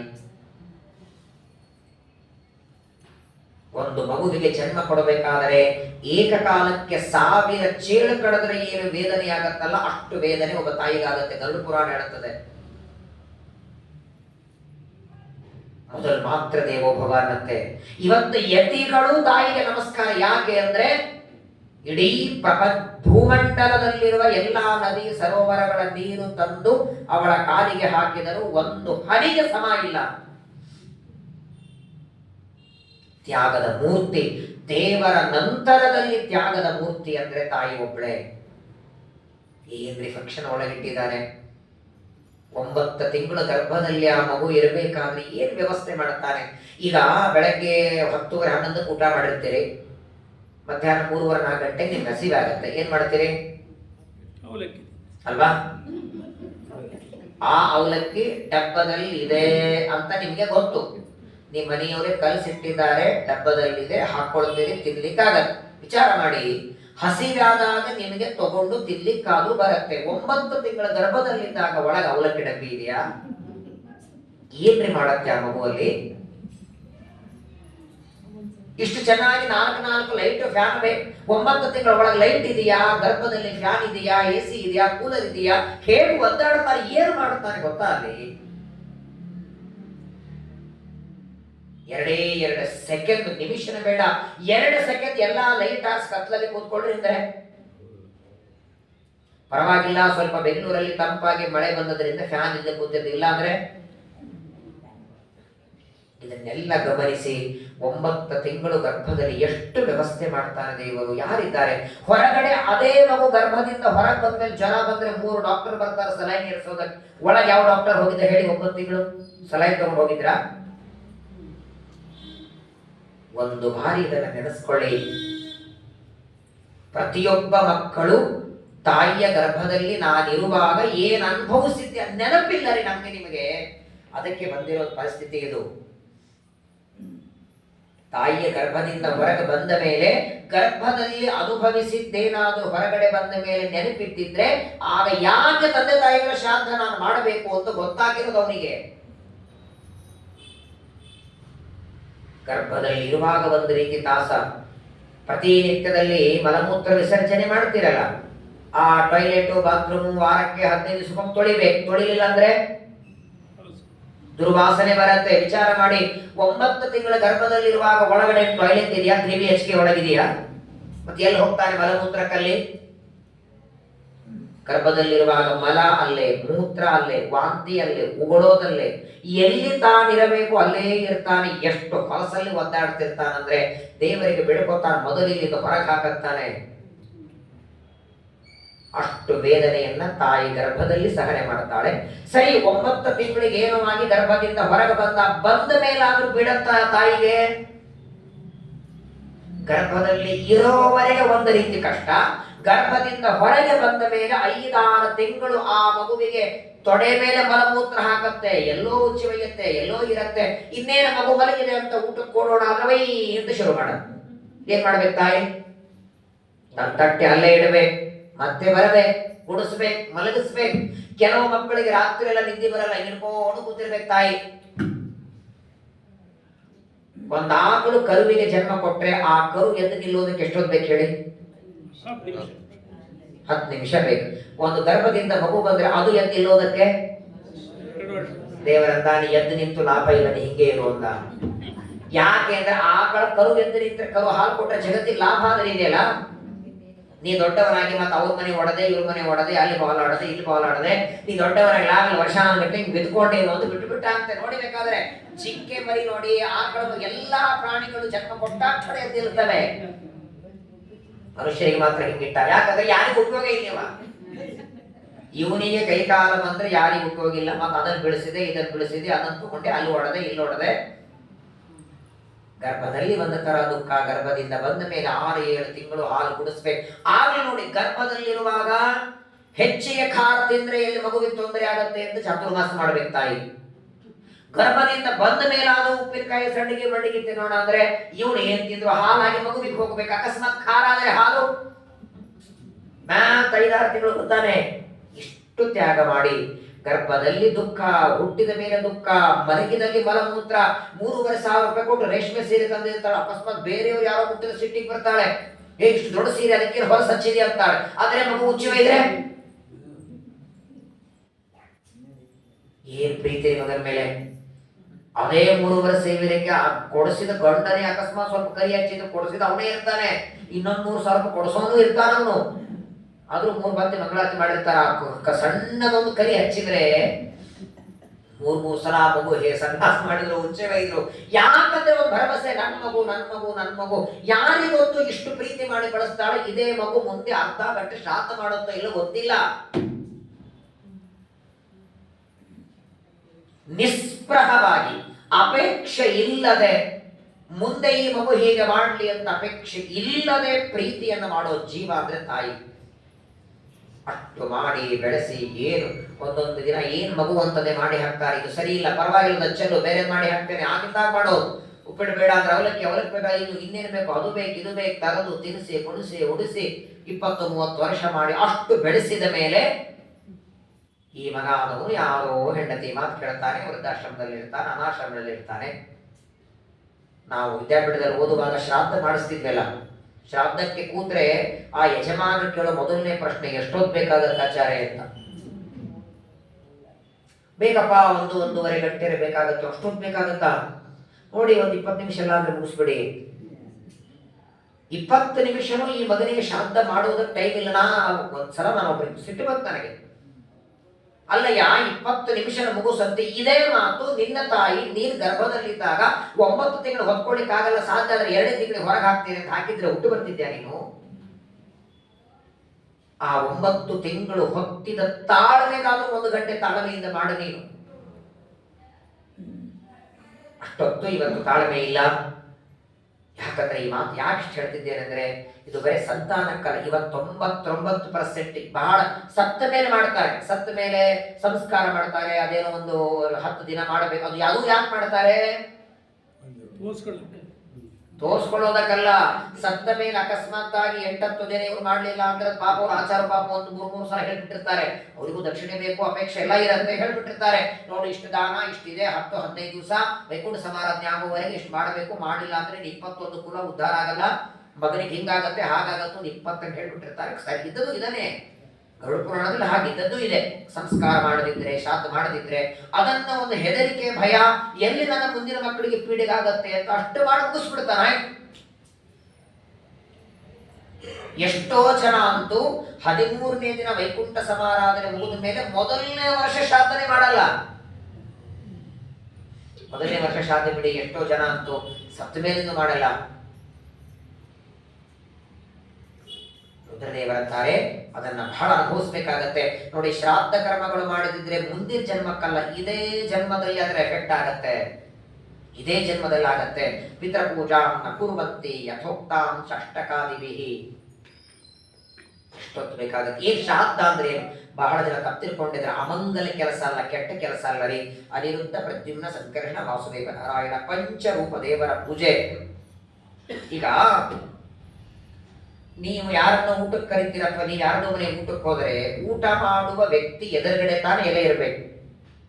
ಎಲೆ ಫಸ್ಟ್ ಫ್ಲೋರ್ ಅಲ್ಲಿ ಹಾಕಿ ನಿಮ್ಮನ್ನ ಸೆಕೆಂಡ್ ಫ್ಲೋರ್ ಅಲ್ಲಿ ಕೂಡಿಸಿ ನಿಧಾನ ಕೂತ್ಕೊಳ್ಳಿ, ಏನ್ ಬೇಕು ತಗೋರಿ, ಏನ್ ತಗೋಬೇಕು ಅಲ್ಲಿ ಏನಿದೆ ಎದುರುಗಡೆ. ಹಾಗಾದ್ರೆ ಎಲೆ ಎಲ್ಲಿರಬೇಕು? ಯಾವಾಗಲೂ ಊಟ ಮಾಡೋ ವ್ಯಕ್ತಿ ಎದುರುಗಡೆ ಇರಬೇಕು. ಶ್ರಾದ್ದ ಅಂದ್ರೆ ಏನು? ಪಿತೃಗಳಿಗೆ ಅನ್ನ ತಾನೆ. ಹಾಗಾದ್ರೆ ಶ್ರಾದ್ದ ಮಾಡುವ ಯಜಮಾನ ಎಲ್ಲಿದ್ದಾನೆ? ಹರಿದ್ವಾರದಲ್ಲೋ, ಕಾಶಿಯಲ್ಲೋ, ಬೆಂಗಳೂರಲ್ಲೋ, ಯಾವುದೋ ರಾಯಮಠದಲ್ಲಿ ಮಾಡುತ್ತಿರ್ತಾನೆ. ಇವನು ಇಲ್ಲಿ ಭೂಮಿಯಲ್ಲಿ ಮಾಡುತ್ತಿದ್ದಾನೆ. ಯಾರಿಗಾಗಿ ಅನ್ನ ಕೊಡ್ತಾರೋ ಅವ್ರು ಎಲ್ಲಿದ್ದಾರೆ? ಮೊದಲನೇದಾಗಿ ನಮ್ಮ ತಂದೆ ತಾಯಿಗಳು ದೇಹ ಬಿಟ್ಟ ಮೇಲೆ ಅವ್ರು ಎಲ್ಲಿ ಹೋಗ್ತಾರೆ ಮೊದಲು ಗೊತ್ತಾ? ಒಂದು ಗೊತ್ತು, ಇಲ್ಲಿಂದ ಹೋಗಿರ್ತಾರೆ ಅಂತ. ಇಲ್ಲಿಂದ ಹೋಗಿರ್ತಾರೆ ಅಂತ ಗೊತ್ತು. ಪಾಪ ಕೆಲವರಿಗೆ ಇಲ್ಲ ಅಂತ ದುಃಖ ತೋರಿಸ್ತಿರ್ತಾರೆ. ಒಬ್ಬ ವ್ಯಕ್ತಿ ದೇಹ ಬಿಟ್ಟ ಮೇಲೆ ಅವನು ಯಮಲೋಕಕ್ಕೆ ಬರೋದಕ್ಕೆ 1 ಸಂವತ್ಸರ ಬೇಕು. 1 ವರ್ಷದವರೆಗೆ ಇನ್ನು ಆನ್ ದ ವೇ ದಾರಿಯಲ್ಲಿ ಇರ್ತಾನೆ. ಇವ್ರು ಯಾರಾದ್ರೂ ಸತ್ರೆ 13ನೇ ದಿವಸಕ್ಕೆ ಫೋಟೋ ಮಾಡಿ ಫೋಟೋ ಕೆಳಗೆ ಕೈಲಾಸವಾಸಿ, ವೈಕುಂಠವಾಸಿ, ಇವರೇ ಕೈಲಾಸಕ್ಕೆ ಹೋಗಿ ರೂಮ್ ಬುಕ್ ಮಾಡ್ಕೊಂಡು 1 ಊರಿಗೆ ಬಂದ್ಬಿಟ್ಟಿರ್ತಾರೆ. ಅಲ್ಲಿ ಒಂದು ರೂಮ್ ಬುಕ್ ಮಾಡಿ ಎಲ್ಲಾ ವ್ಯವಸ್ಥೆ ಮಾಡಿದವ್ರ ಸರ್ವಥಾ ತಪ್ಪು.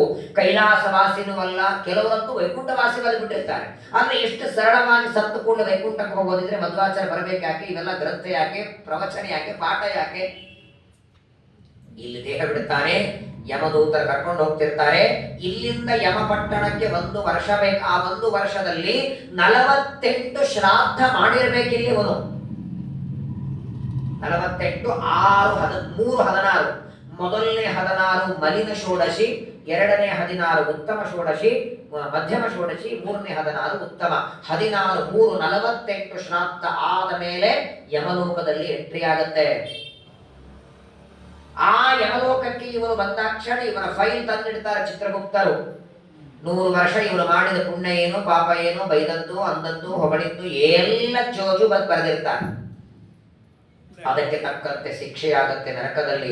ಅದಾದ ಮೇಲೆ ಇವನಿಗೆ ಯಾವ ಜನ್ಮ ಕೊಡೋದು ಅಂತ ಡಿಸೈಡ್ ಆಗತ್ತೆ. ಅದಾದ ಮೇಲೂ ಕ್ರಿಮಿನೋ, ಕೀಟನೋ, ಪಕ್ಷಿನೋ, ಪ್ರಾಣಿನೋ, ಮತ್ತಿದಾದ್ಮೇಲೆ ಮತ್ತೆ ಮನುಷ್ಯ ಜನ್ಮನೇ ಬರ್ತದಂತಿಲ್ಲ. ಏಸು ಕಾಯಂಗಳ ಕಳೆದು 84 ಲಕ್ಷ ಜೀವ ದಾಟಿ ಬಂದ ಈ ಶರೀರ ತಾನಲ್ಲ, ತನ್ನದಲ್ಲ, ಆಸೆ ಥರವಲ್ಲ, ಮುಂದೆ ಬಾಗೋದಲ್ಲ. ಇರೋವರೆಗೂ ದಾಸನಾಗು, ಭಗವಂತನೇ ಸೇವೆಯನ್ನು ಮಾಡುವಂತಾರೆ. ಹಾಗಾಗಿ ತಂದೆ ತಾಯಿಗಳು ಮರಣ ಹೊಂದಿದ ಮೇಲೆ ಅವರು ಎಲ್ಲಿದ್ದಾರೆ ಅಂತ ಗೊತ್ತಿಲ್ಲ. ಯಾಕಂತ ಕೇಳಿ, ಈಗ ಪಿತೃಗಳಿಗೆ ಒಂದು ಲೋಕ ಅಂತಿದೆ, ಪಿತೃಲೋಕ. ಆ ಲೋಕಕ್ಕೆ ಅವ್ರು ಹೋಗಬೇಕು. ಯಾವಾಗ ಹೋಗ್ತಾರೆ ಅವರು? ಪಿತೃಲೋಕಕ್ಕೆ ಯಾವಾಗ ಹೋಗ್ತಾರೆ? ಅವರು ಪಿತೃಗ ಲೋಕಕ್ಕೆ ಹೋಗುವಂತಹ ಕರ್ಮಗಳನ್ನ ಮಗ ಇಲ್ಲಿ ಮಾಡಿದ್ರೆ, ಒಳ್ಳೆ ಸಾತ್ವಿಕನಾಗಿ ಸಜ್ಜನನಾಗಿ ಶ್ರಾದ್ದಾದಿ ಕರ್ಮಗಳು ದಾನ ಧರ್ಮಗಳ ಮಾಡಿದ್ರೆ ಪಿತೃಲೋಕಕ್ಕೆ ಹೋಗ್ತಾರೆ. ಅಕಸ್ಮಾತ್ ಅದನ್ನು ಯಾವುದೂ ಮಗ ಮಾಡಿರ್ಲಿಲ್ಲ ಅಂದ್ರೆ ಅಂತರಿಕ್ಷ ಲೋಕದಲ್ಲಿ ಪಿಶಾಚಿಗಳಾಗ್ತಾರೆ. ಅವರು ಎಲ್ಲಿವರೆಗೆ ಪಿಶಾಚಿಗಳಾಗ್ತಾರೋ ಅಲ್ಲಿವರೆಗೆ ಇವನ ವಂಶ ನಿರ್ವಂಶನೇ. ಇದು ಗಟ್ಟಿ. ಇನ್ನೊಂದು ಗೊತ್ತಾ ಪಿತೃಗಳದು, ಇವಾಗ ತನ್ನ ಮಗ ತನ್ನ ಶ್ರಾದ್ದ ಮಾಡಿಲ್ಲ ಅಂತ ಮಗನಿಗೆ ಮಾತ್ರ ಅಲ್ಲ, ಇಡೀ ವಂಶಕ್ಕೆ ಅವರು ಶಾಪ ಕೊಡ್ತಾ, ಯಾರು ಈ ವಂಶದಲ್ಲಿ ಬರೋದು ಬೇಡ ಅಂತ. ಇದು ಒಬ್ಬ ವ್ಯಕ್ತಿಗಲ್ಲ, ಪಿತೃಗಳ ಶ್ರಾದ್ದ ಮಾಡದೇ ಇದ್ದದ್ದಕ್ಕೆ ಒಬ್ಬ ವ್ಯಕ್ತಿಗಲ್ಲ, ಆನುವಂಶಿಕವಾಗಿ ಬರೋದು. ಹಾಗಾಗಿ ನೋಡಿ, ಕೆಲವರಲ್ಲಿ ಯಾರೋ ಹುಟ್ಟಿದ ಅಕ್ಷರ ಸತ್ತೋಗಿರ್ತಾರೆ. ಈಗ ಒಬ್ಬ ತಂದೆಗೆ 3 ಜನ ಮಕ್ಕಳು, ಮೊದಲನೇ ಮಗ ಹುಟ್ಟಿದ ಕೂಡಲೇ ಆ ಮಗು ಸತ್ತು ಹೋಗ್ಬಿಟ್ಟಿರ್ತದೆ. ಆ ಮಗ ಸತ್ತೋದ ಮಗನಿಗೆ ಈ ಅಪ್ಪ ಶ್ರಾದ್ದ ಮಾಡ್ತಿರ್ತಾರೆ. ಆದ್ರೆ ಆ ವಿಚಾರ ಮುಂದಿನ ಮಕ್ಕಳಿಗೆ ಹೇಳಿರಲ್ಲ. ನೀವು ಹುಟ್ಟೋದಕ್ಕಿಂತ ಮೊದಲು ಒಬ್ಬ ನಿಮ್ಮ ಅಣ್ಣ ಇದ್ದ, ಅವನ ಅಪ್ಪ ಬದುಕಿರುವವರೆ ಶ್ರಾದ್ದ ಮಾಡಿರ್ತಾನೆ, ಅಪ್ಪನೂ ಸತ್ತ. ಈ ಇವರು ಆ ಹುಟ್ಟಿದ ಮಗನಿಗೆ ಶ್ರಾದ್ದ ಮಾಡಲಿಲ್ಲ ಅಂದ್ರೆ ಅವನಿಗೆ ಸದ್ಗತಿ ಆಗತ್ತೋ ಇಲ್ಲೋ ನೀವಂತರ ಅವ್ನಿಗೆ ಗೊತ್ತೇ ಇಲ್ಲ. ಆದ್ರೆ ಆ ಜೀವ ಅಪೇಕ್ಷೆ ಪಡ್ತಿರ್ತದೆ ಇವ್ರ ಕಡೆಯಿಂದ ಶ್ರಾದ್ದ ಆಗಬೇಕು ಅಂತ. ಎಷ್ಟೋ ಜನ ಹುಟ್ಟಿದಾಕ್ಷಣ ಸತ್ತು ಹೋಗಿರ್ತಾರೆ, ಗೊತ್ತಿಲ್ಲದೆ ಮರಣ ಹೊಂದಿರ್ತಾರೆ. ಅವರೆಲ್ಲರೂ ನಮ್ಮಿಂದ ಪಿಂಡದಾನದ ಅಪೇಕ್ಷೆ ಪಡ್ತಿರ್ತಾರೆ. ಅದಕ್ಕಾಗೇನೆ ಶ್ರಾದ್ದದಲ್ಲಿ ನಾವು ಪಿಂಡ ಇಡುವಾಗ ನೀವು ಅಂತೀರ ಅವ್ರ ಹೆಸರು ಗೊತ್ತಿರಲಿಲ್ಲ, ನೀನು ಹೆಸರು ತಗೊಳ್ಳೋದು ಬೇಡ. ಅಗ್ನಿದಗ್ಧಾಶ್ಚ ಅನಗ್ನಿದಗ್ಧಾಶ್ಚ ಮಾರ್ಜಯಂತ. ಆ ಪಿಂಡವನ್ನು ಇಡುವಾಗ ಅಲ್ಲಿ ಹೇಳ್ತೀವಿ ನಾವು, ಯಾವ ಯಾವ ಕುಲದಲ್ಲಿ ಎಲ್ಲೆಲ್ಲಿ ಪಿತೃಗಳಿದ್ದಾರೋ ಅಲ್ಲಿ ಹೋಗಿ ಈ ಪಿಂಡವನ್ನು ದೇವರು ಕೊಡ್ತಾರೆ. ನಿಜವಾಗಿ ಶ್ರಾದ್ದ ಅಂದ್ರೆ ಏನು ಅಂತ ನೀವು ತಿಳ್ಕೊಂಡ್ರೆ ಕಣ್ಣೊಳಗೆ ನೀರು ಬರ್ತದೆ. ಇವತ್ತು ನಾಗಪಂಚಮಿ ಏನೋ ಪಾಯಸ ಗೀಸ ಮಾಡಿದ್ರೆ ಮನೆಯಲ್ಲಿ, ನಿಮ್ದು ಊಟ ಆಯ್ತು, ಬಹಳ ಪಾಯಸ ಮಿಕ್ಕಿತ್ತು, ಚೆಲ್ಲೋದಕ್ಕೆ ಮನಸ್ಸಿಲ್ಲ. ಒಂದು 4 ಮನೆ ಆದ್ಮೇಲೆ ಯಾರೋ ನಿಮ್ ಫ್ರೆಂಡ್ ಇದ್ದಾರೆ, ನಿಮ್ಮ ಮಗನ ಕೈಯಲ್ಲಿ ಕೊಡಿ, ಅವ್ರ ಮನೆ ಕೊಟ್ಟು ನಾನು ಯಾಕೆ ಹೋಗ್ಲಿ ಅಂತ ನಿಮ್ಮ ಮಗ ಇಲ್ಲಿಂದಿಲ್ಲಿ ಪಕ್ಕದ ಮನೆ ಕೊಟ್ಟು ಬಾ ಅಂದ್ರೆ ರೆಡಿ ಇಲ್ಲ. ನಾವು ಇಲ್ಲಿ ಶ್ರಾದ್ದ, ಇಲ್ಲಿ ಅಂದ್ರೆ ಭೂಲೋಕದಲ್ಲಿ ಮಗ ಪಿಂಡವನ್ನಿಟ್ರೆ ಇವರಪ್ಪ ಯಾವ ಲೋಕದಲ್ಲಿ ಯಾವ ದೇಹದಲ್ಲಿದ್ದಾನೆ ಅಲ್ಲಿ ಒಯ್ದು ಕೊಡೋದಕ್ಕಾಗಿ ದೇವರಿದ್ದಾನೆ. ಯಾಕಂದ್ರೆ ಶ್ರಾದ್ದ ಮಾಡುವ ಯಜಮಾನನಿಗೆ ಅಡ್ರೆಸ್ ಗೊತ್ತಿಲ್ಲ. ಬರೀ ಅಸ್ಮತ್ ಪಿತಾ ಶರ್ಮನ್ ಗೋತ್ರ ಸ್ವರ್ತರ್ಗತ ಭಾರತೀಯರವಳ ಮುಖ್ಯ ಪ್ರಾಣಾಂತರ್ಗತ ಪ್ರದ್ಯುಮ್ನ ಏಚತ್ವಾಮತ್ರಾಡೋ ದೇವ್ಯ ಶ್ರೇಯಂ ಪಿಂಡ, ಇಷ್ಟೇ. ಅಲ್ಲಿ ಹೆಸರು ಗೋತ್ರ ಇದೆ, ಅಡ್ರೆಸ್ ಇದೆಯಾ? ಈ ಲೋಕ ಇಂತ 8ನೇ ಕ್ರಾಸು 9ನೇ ಕ್ರಾಸು 9ನೇ ಮನೆ ಅಂತ. ಮತ್ತೆ ಎಲ್ಲಿ ಹೋಗ್ಬೇಕದು ಪಿಂಡ? ಯಾಕಂದ್ರೆ ಕೊಡೋನಿಗೆ ಅಡ್ರೆಸ್ ಗೊತ್ತಿಲ್ಲ, ಪಿಂಡ ದಾನ ಮಾಡುವ ಯಜಮಾನನಿಗೆ ಅಡ್ರೆಸ್ ಗೊತ್ತಿಲ್ಲ, ಅದನ್ನ ತಲುಪಿಸುವ ಡೆಲಿವರಿ ಮಾಡೋನಿಗೆ ಚೆನ್ನಾಗಿ ಗೊತ್ತಿದೆ. ಅನಂತ ಜೀವರಾಶಿಗಳಿಗೆ ಎಲ್ಲೆಲ್ಲಿ ಏನೇನು ಆಹಾರ ಕೊಡಬೇಕು. ನಿಜವಾಗಿ ರುದ್ರದೇವರ ಈ ಮಾತು ಕೇಳಿದ್ರೆ ಕಣ್ಣ ನೀರು ಬರುತ್ತದೆ. ಮಗ ಇಲ್ಲಿ ಪಿಂಡ ಇಡ್ತಿದ್ದಾರೆ. ಈಗ ನೋಡಿ, ಒಂದು ಉದಾಹರಣೆ ಹೇಳ್ತೇನೆ. ಒಬ್ಬ ವ್ಯಕ್ತಿಯ ತಂದೆ ಸತ್ತು 10 ವರ್ಷ ಆಗಿದೆ, 10 ವರ್ಷದಿಂದಲೂ ಶ್ರಾದ್ದ ಮಾಡ್ತಾನೆ ಇದ್ದಾನೆ. ಈ ಸತ್ತ ವ್ಯಕ್ತಿ ಮುಂದಿನ ಜನ್ಮದಲ್ಲಿ ಯಾರ್ದೋ ಮಗನಾಗಿ ಹುಟ್ಟಿದ್ದಾನೆ. ಅವನು ಎಲ್ಲಿ ಮಗನಾಗಿದ್ದಾನೋ ಅಲ್ಲಿ ಅವನಿಗೆ ಊಟಕ್ಕೆ ಹಾಕ್ತಿದ್ದಾರೋ ಇಲ್ಲೋ? ಹಾಗಾದ್ರೆ ಈ ಪಿಂಡ ಏನಾಗಬೇಕು? ಒಬ್ಬನಿಗೆ ಹೋದಂಗೆ ಹೌದೋ ಇಲ್ಲ ಇದು? ಈ ಅಪ್ಪ ನಮ್ಮಪ್ಪ ಇವ ಅಂತ ಈ ಅಪ್ಪ ಶ್ರಾದ್ದ ಮಾಡ್ತಿರ್ತಾನೆ. ಈ ಮಗ ಆ ಅಪ್ಪ ಇನ್ನೊಂದು ಕಡೆಗೆ ಹುಟ್ಟಿ ಮಗ ಆಗಿರ್ತಾನೆ. ಅವನು ಯಾರ ಮನೇಲಿ ಮಗ ಆಗಿರ್ತಾನೋ ಅಲ್ಲಿ ಅವನು ಊಟ ಮಾಡ್ತಿರ್ತಾನೆ. ಇಲ್ಲಿ ಈ ಮಗ ಶ್ರಾದ್ದ ಮಾಡ್ತಾನೆ. ಹಾಗಾದ್ರೆ ಇದು ತಗೋತಾನೋ ಅದು ತಗೋತಾನೋ? ಎರಡೂ ತಗೋತಾನೆ, ಬೆಳಗದು ಮಧ್ಯಾಹ್ನ ಇದು. ಅದನ್ನ ತಗೋತಾನ. ಅಲ್ಲಿ ಮಗನಾದಾಗ ಅವ್ರ ತಂದೆ ತಾಯಿಗಳು ಕೊಡೋ ತಗೋತಾನಂದ್ರೆ ಈ ಶ್ರಾದ್ದ ವೇಸ್ಟ್. ಶ್ರಾದ್ದ ಮಾಡಿ ತಗೋತಾನಂದ್ರೆ ಇವ್ರು ಶ್ರಾದ್ದ ಮಾಡೋದವ್ರು ಕಾಯ್ಬೇಕಲ್ಲ ಅಲ್ಲಿ.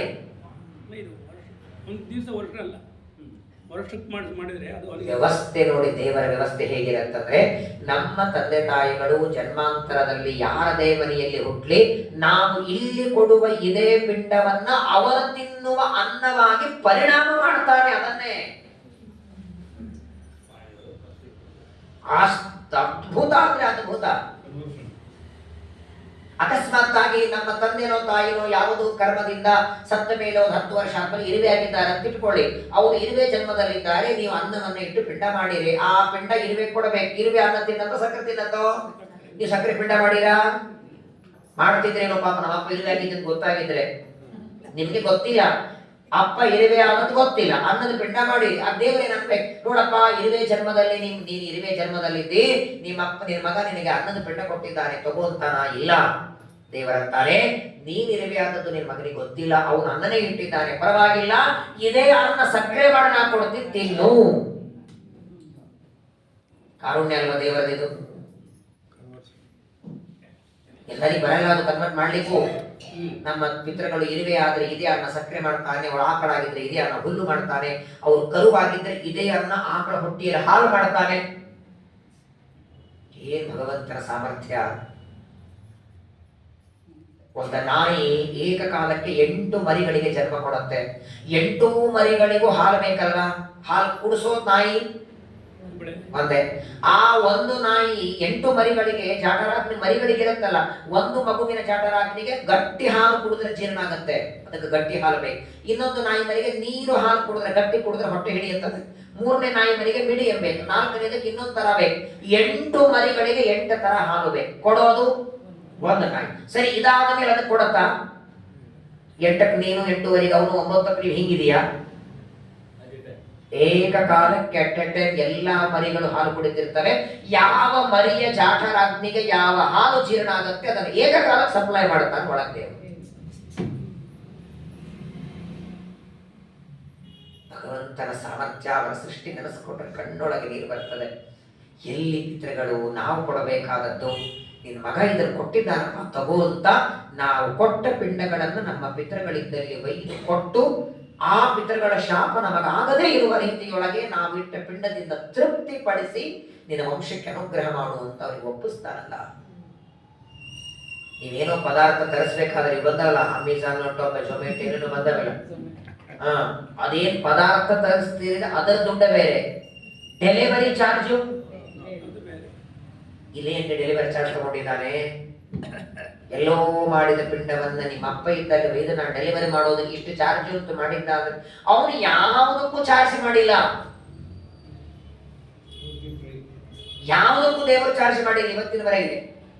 80 ವರ್ಷದ ಒಬ್ಬ ವಯಸ್ಸಾದ ವೃದ್ಧನಿಗೆ 2021ನೇ ಇಸ್ವಿಯಲ್ಲಿ ಕರೋನಾದಲ್ಲಿ ದೊಡ್ಡ ಹಾರ್ಟ್ ಆಪರೇಷನ್ ಇದೆ ಬೆಂಗಳೂರಲ್ಲಿ. ನಮ್ಮ ಪ್ರವಚನ ಬರ್ತಿದ್ರು ಅವರು. 3 ಜನ ಮಕ್ಕಳವರಿಗೆ, ಮಕ್ಕಳೆಲ್ಲ ದುಡ್ಡು ಹಾಕಿ ಆಪರೇಷನ್ ಮಾಡಿಸಿದರು. ಒಂದು 3 ಗಂಟೆ ಆಪರೇಷನ್ ಆಯಿತು, ವಾರ್ಡಿಗೆ ಶಿಫ್ಟ್ ಮಾಡಿದ್ರು. 1 ವಾರ ಆಯಿತು. ಮನೆಗೆ ಡಿಸ್ಚಾರ್ಜ್ ಮಾಡ್ಕೊಂಡು ಬರಬೇಕಾದ್ರೆ ಕೈಗೆ ಡಾಕ್ಟರ್ ಕೊಟ್ಟರು ಹಸ್ತೋದರ ಚೀಟಿ, ಬಿಲ್ಲು 23 ಲಕ್ಷ ರೂಪಾಯಿ ಆಗಿದೆ. ಯಾವಾಗಿಂದ ಇವ್ರು ಹಾಸ್ಪಿಟಲ್ಗೆ ಸೇರಿದ ಮೇಲೆ ಎಲ್ಲ ಮಾಡಿದ್ರು. ಬೆಡ್ ಚಾರ್ಜು, ಅವ್ರು ನರ್ಸ್ಗಳ ಬಂದು ಹೋದದ್ದು, ಅವ್ರು ಸುಮ್ಮನೆ ಒಂದು ಸೂಜಿ ಎತ್ತಿದ್ರು ಚಾರ್ಜ್ ಇದಕ್ಕೆ. ಗೊತ್ತಲ್ಲ ನಿಮ್ಗೆಲ್ಲ. ಯಮರಾಜ ವೈದ್ಯರಾಜ ನಮಸ್ತೆಸ್ತು, ಯಮರಾಜ ಸಹೋದರ ಯಮಸ್ತು ಹರತಿ ಪ್ರಾಣಾನ್ ವೈದ್ಯೋ ಪ್ರಾಣಾಂಧನಾರೀಚ. ಅವ ಪ್ರಾಣಂದೇ ವೈತಾನೆ. ಪ್ರತ್ಯೇಕ ಬಿಲ್ ಮಾಡಿ ಎಲ್ಲದಕ್ಕೂ ತಗೊಂಡು ಹೋದದ್ದು, ಆಪರೇಷನ್ ಎಲ್ಲ ಬಿಲ್ ಮಾಡಿ 23 ಲಕ್ಷ ಅವ್ರ ಕೈ ತಂದು ಕೊಟ್ಟರಂತೆ. ಆ 80 ವರ್ಷದ ವಯಸ್ಸಾದ ಮುದುಕರ ಕಣ್ಣಲ್ಲಿ ನೀರು ಬರ್ತದೆ. ಡಾಕ್ಟರ್ ಹತ್ರ ಅಳಬೇಡಪ್ಪ, ಇದೀಗ ಆಪರೇಷನ್ ಆಗಿದೆ, ಏನಿ 23 ಲಕ್ಷ ಅಂತ ತೊಂದರೆ, ನಾವು 5 ಲಕ್ಷ ಕಡಿಮೆ ಮಾಡಿ 18 ಲಕ್ಷ ಆದ್ರೆ ಕೊಡಿ. ಇವ ಅಂತಾನೆ 23 ಲಕ್ಷ ಮಾಡಿದ್ದಕ್ಕೆ ನನಗೆ ಅಳು ಬರ್ತಿಲ್ಲ, ನೀನು 25 ಮಾಡಿದ್ರು ಕೊಡ್ತಿದ್ದೇನಾ.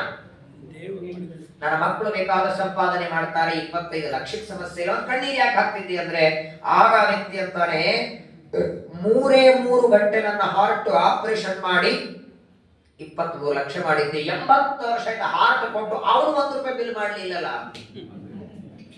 ಹಾರ್ಟ್ ಕೊಟ್ಟವನೇ ಮಾಡಿಲ್ಲ, ಅದನ್ನು ರಿಪೇರಿಯಾಗಿ 23 ಲಕ್ಷ ಮಾಡಿದೆ. ಕಿಡ್ನಿ, ಲಿವರು, ಲಂಗ್ಸ್, ಹಾರ್ಟ್ ಒಂದೊಂದಕ್ಕೂ 1 ರೂಪಾಯಿ ದೇವರು ಬಿಲ್ ಮಾಡಿದ್ರೆ ಸಾಕು. ಯಾವುದಕ್ಕೆ ಕೇಳಿದ್ದಾರೆ? ಅವ್ರು ಕೇಳೋದು ಒಂದೇನೆ, ನಾನು ನಿನಗೆ ಕೊಟ್ಟದ್ದನ್ನ ನನಗೆ ಬಳಸಯ್ಯ. ನೀನು ನಿನಗೆ ಕೈಗಳ ಕೊಟ್ಟಿದ್ದೇನಲ್ಲ, ಆ ಕೈಗಳ ಕೊಟ್ಟಿನಿ ಅಂತ ಉಪಕಾರಿದ್ರೆ ನನ್ನ ಪೂಜೆಗೆ ಬಳಸು.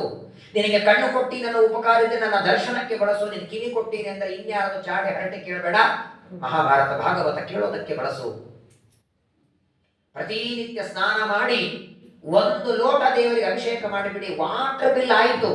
ನಿಜವಾಗಿ ವಾಟರ್ ಬಿಲ್, ಕರೆಂಟ್ ಬಿಲ್ ದೇವರಿಗೆ ಕಟ್ಟಬೇಕು. ಅವನ್ ತಾನೇ ಮಳೆಯಿಂದ ಹಾಕಿದ್ದು ಗೌರ್ಮೆಂಟ್ ನಮ್ಮನೆ ಕಳಿಸುತ್ತೆ. ಮಳೆನೇ ಬರಲಿಲ್ಲ ಅಂದ್ರೆ 1-2 ವರ್ಷದಿಂದ ಆಗಿತ್ತು ನೋಡಿ. ಮಳೆ ಇಲ್ಲ ಅಂತ ಬೋರ್ವೆಲ್ ನೀರಿಲ್ಲ, ಬಾವಿಯಲ್ಲಿ ನೀರಿಲ್ಲ, ಬೆಂಗಳೂರಲ್ಲಿ ಸಮಸ್ಯೆ ಆಗಿದೆ. ಮಳೆಯಿಂದ ಬಿದ್ದ ನೀರು ಫಿಲ್ಟರ್ ಮಾಡಿ ಕಳಿಸಿದ್ದಕ್ಕೆ ಗೌರ್ಮೆಂಟ್ಗೆ ಬಿಲ್ ಕಟ್ತೀವಿ, ಒಂದು ದೇವರಿಗೆ ಕಟ್ಟೋದು ಬೇಡವಾ? ಸ್ನಾನ ಮಾಡಿ ನನ್ನ ಮೇಲೆ ತಲೆ ಮೇಲೆ ನೀರು ಹಾಕಿ ವಾಟರ್ ಬಿಲ್ ಆಯಿತು. 3 ಬತ್ತಿಯಿಂದ ಮಂಗಳಾರತಿ ಮಾಡೋ ಕರೆಂಟ್ ಬಿಲ್ ಆಯಿತು ತಾನೆ ದೇವರು. ಇಷ್ಟು ಸರಳವಾಗಿ ನಮ್ಮ ಮೇಲೆ ಪ್ರೀತಿ ಮಾಡೋ ದೇವರು ಬಿಟ್ಟರೆ ಯಾರು ಸಿಗ್ತಾರೆ? ಹಾಗಾಗಿ ಪರಮಾತ್ಮ ತಂದೆ ತಾಯಿಗಳ ಮೂಲಕವಾಗಿ ನಮಗೆ ಜನ್ಮ ಕೊಡಿಸಿದ್ದಾನೆ. ತಂದೆ ತಾಯಿಗಳ ಋಣ ತಲೆ ಮೇಲೆ ಇರುತ್ತೆ, ಅದು ಇರೋವರೆಗೂ ಇವು ಮಾಡಬೇಕು. ನಿಜವಾಗಿಯೂ ನಿಮ್ಮಲ್ಲಿ ಅನೇಕ ಜನ ಇವು ಮಾಡುತ್ತೀರಿ, ಸಂತೋಷ ಇದೆ. ಕೆಲವರ ಮನೆಗೆ ನಾನು ಶ್ರಾದ್ದಕ್ಕೆ ಹೋಗಿರ್ತೇನೆ, ಮೊದಲನೇ ವರ್ಷ ಅಲ್ಲ, ಇವಾಗ 20, 26, 30 ವರ್ಷ ಆದ್ಮೇಲೂ ಮಾಡ್ತಿರ್ತಾರೆ. ಶ್ರಾದ್ದ ಅಂದ್ರೆ ಒಂದು ಆರಾಧನೆ ಮಾಡ್ದಂಗೆ ಮಾಡ್ತಾರೆ. ಬೇಕಾದ್ರೆ ಅವ್ರ ನಂಬರ್ ಕೊಡ್ತೇನೆ. ಕೆಲವ್ರ ಮನೆ ನಾನು ಹೋಗಿರ್ತೇನೆ, ಕಳೆದಿರ್ತಾರೆ. ಇವತ್ತಿಗೆ ಮೊದಲನೇ ವರ್ಷದಲ್ಲ, 30 ವರ್ಷ ಆಗಿರತ್ತೆ ಅಪ್ಪ ಸತ್ತು. ಇವತ್ತಿಗೂ ಅಷ್ಟೇ ಗ್ರ್ಯಾಂಡ್ ಮಾಡ್ತಾರೆ. ಅಡಿಗೆಯವರನ್ನ ಹೇಳಿರ್ತಾರೆ, ಬಳಗದವರೆಲ್ಲ ಕರೆದಿರ್ತಾರೆ. ಒಂದು ಆರಾಧನೆಗೆ ಸೇರ್ತಾರೆ, 100-120 ಜನ ಸೇರಿರ್ತಾರೆ. ಒಳ್ಳೆಯ ದ್ರವ್ಯ, ದಕ್ಷಿಣ, ಪಾತ್ರೆ ಅದನ್ನೆಲ್ಲ ಕೊಟ್ಟು ಅವ್ರ ಅಂತಾರಕ್ಕೆ ಏನು ಇಷ್ಟು ವೈಭವದಿಂದ ಮಾಡ್ತೀರಿ ಅಂದ್ರೆ, ಆಚಾರ್ಯ ಈ ದೇಹ ಕೊಟ್ಟದ್ದೇ ಅವರು ದೇಹ ಬುದ್ಧಿ ವಿವೇಕ ಕೊಟ್ಟಿರಲಿಲ್ಲ, ನಾವೇನು ಸಂಪಾದನೆ ಮಾಡ್ತಿದ್ವಿ, ನಾವೇನು ಮಾಡ್ಲಿಕ್ಕಿತ್ತು, ಅವರಿಗೆ ಇಷ್ಟು ಕೊಡೋದು ಕಡಿಮೆ ಅಂತಾರ. ವರ್ಷಕ್ಕೆ ಬರೋದೇ ಎರಡು, ಒಂದು ಕಾಲ ಶ್ರಾದ್ದ, ಒಂದು ಪಕ್ಷ ಮಾಸದಲ್ಲಿ ಬರುವ ಪಕ್ಷ ಶ್ರಾದ್ದ. ಹಾಗಾಗಿ ಪಿತೃಪೂಜಾ ಕುರುವಂತೆ, ಇದು ತಂದೆ ತಾಯಿಗಳ ಶ್ರಾದ್ದ ಅತ್ಯಂತ ಅವಶ್ಯಕ. ಯಾವ ಕಾರಣಕ್ಕೂ ಅದನ್ನ ಮಿಸ್ ಮಾಡಬೇಡಿ. ಈ ಬೆಂಗಳೂರಲ್ಲಿ ಕೋನನಕುಂಟೆಯಲ್ಲಿ ಒಂದು ಮಠ ಇದೆ, ನೋಡಿರಾ?